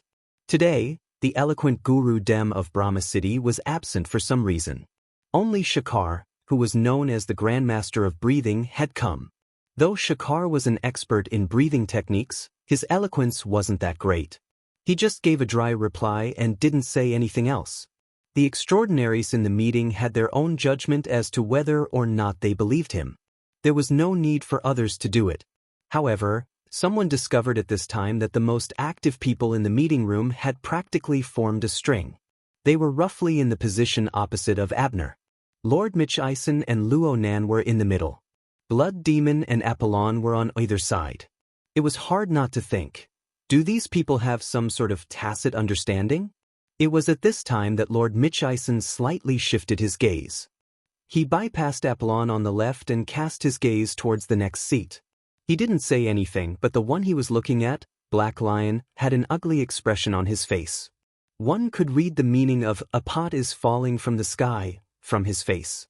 But he couldn't fool this topic even if he played the fool. In the end, he could only spread his hands. Don't look at me. You all know the situation over there. That was right. Things had gone out of control over there long ago. It seemed like the tacit connection was going to continue to extend. Lord Michison took the initiative to call a halt at this time. He called a halt by turning his head to seek Luo Nan's opinion. I'm afraid we'll stray off topic if we continue talking. Luo Nan's mind had wandered a bit when Apollon and the others had voiced their confirmation one after another. Lord Michison had called his attention back. Lord Michison laughed. I don't really understand what you're talking about when it comes to distortion. But it's not purely a matter of natural phenomena and biology. There's also a bit of sociological probing. Yes, there's also a warning. It should be done. Blood Demon gave him a thumbs up. Luo Nan rolled his eyes back. It should be done like this. Lord Michison placed the information in his hands on the virtual desktop. Speaking up to this point, I'm very apologetic. The topic text pursued objectivity, so it didn't elaborate much on the practical meaning. Of course, when I formed the text, I did indeed have the intention of deliberately simplifying it. Otherwise, I'm afraid that this topic would have to undergo more careful discussions and require more extensive participation. The accuracy could be increased. But if I did that, there wouldn't be enough time. Lord Mitchison looked all around. He was neither fast nor slow, communicating with practically every extraordinary present with his gaze. From this moment on, he had completely taken away Abner's role as host. He made the topic of the conference change in the direction he wished for. The rising trend line is the truth reflected in the data. The loss of control in Ha City, Tin City, and South Central Africa is the truth of social governance. But they aren't comprehensive. There are many people in the conference room right now. It can still be said that the loopholes in the defense lines of relatively backward and chaotic regions aren't much. After all, the current state of autonomy of the city-states and the restriction of the flow of population make it so that the predicament of 2 or 3 nodes won't affect the overall situation of human society. I don't want to refute this. After all, this is a complicated problem of social governance. It's more appropriate to hand it over to a more professional person to handle. There should be people here who have a bigger headache than me. However, the rising trend line still has other effects. It affects us, ability users like us, and there aren't any defense lines or nodes because it directly affects us. Almost as soon as Lord Mitchison finished his sentence, Wan Luhua, who had been sitting quietly in the area directly behind him, spoke in a timely manner. Since the second half of January, the 4th phase of the Grandmaster of Combat project that I'm hosting has reached 7 people with physical awakening. The probability of awakening has increased by 600% compared to the same period last year. Of course, this is also because there was only 1 awakening last year. The success rate was too low. However, the period from January to April is indeed the period with the highest number of awakened people since the establishment of the Grandmaster of Combat project. The frequency of their appearance has even exceeded that of the original golden period. At the same time, in the collaborative project with the military's Team AB, a new round of experiments has a high chance of helping a burner become an extraordinary. The results will probably be out in the first half of the year. Is it Tian Bang? Someone asked. Wan Luhua did not explicitly state it. He directly summarized, compared to the previous 3 phases, our training method has improved, but it isn't decisive. We have to consider the influence of the external environment. Isn't that a good thing?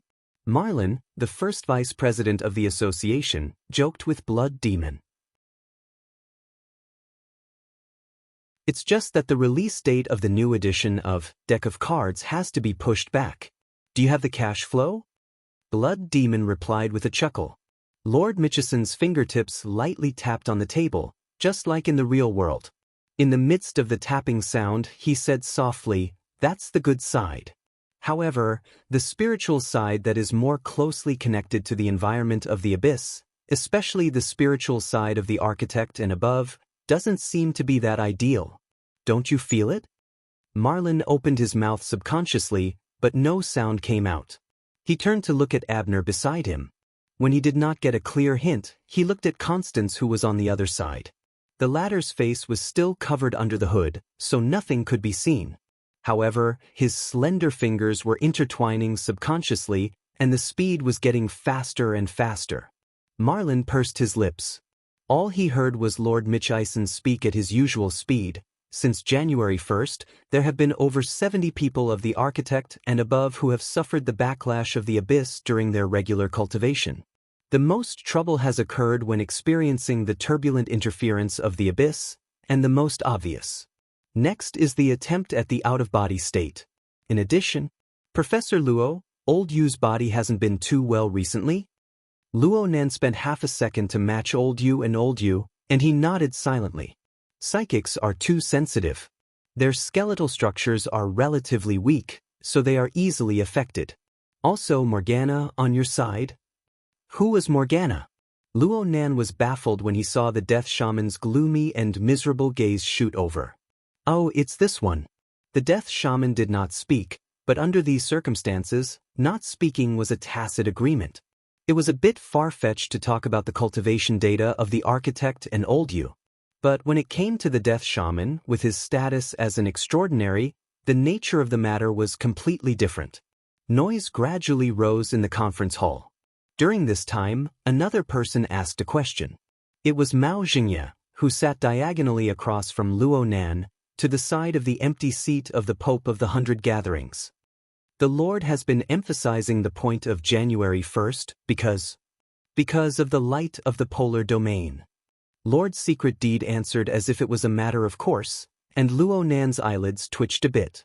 However, what the High Lord of Secret Deed said was completely different from what Luo Nan first thought. The first light of the polar domain occurred in the early 50s of this century. To be precise, it should be in the year 52? Lord Secret Deed asked for the opinions of others. The only people present who could respond to him were Abner and the Death Shaman. The Death Shaman looked at him with cold eyes, but Abner nodded. It was in the year 52. It's just that the inner world had yet to take shape at that time. The cultivation of ability users had just begun, so there weren't many who could sense it. There were practically no living ones. Abner subconsciously looked at Luo Nan when he spoke to this point. Gong Qi, who had once experienced it, had been erased by this person. Lord Secret Deed nodded slightly. From then on, from my personal experience, Earth really did become more and more suitable for cultivation. It wasn't just because everyone had free time after the war. Another 7 or 8 years passed. It was the year 59, right? In the year 59, Morgana, you psychics were the first to discover the abyssal region. Then people like me also came into contact with it. The Death Shaman's stiff, wrinkled face twitched for a moment. That was definitely not a good memory for her. Lord Secret Deed also sighed with emotion. It's truly marvelous. Why is there such a level and such a form of power? It easily swallowed up ignorant people, yet it pushed us to knock on the threshold of the limits of the human body. Did it always exist while we were ignorant? Or did it only complete its primitive accumulation at that time and truly appear? You're tuning in to the Passion Pages YouTube channel. We're so grateful for your support, and don't forget to subscribe to join us on this incredible journey through captivating stories.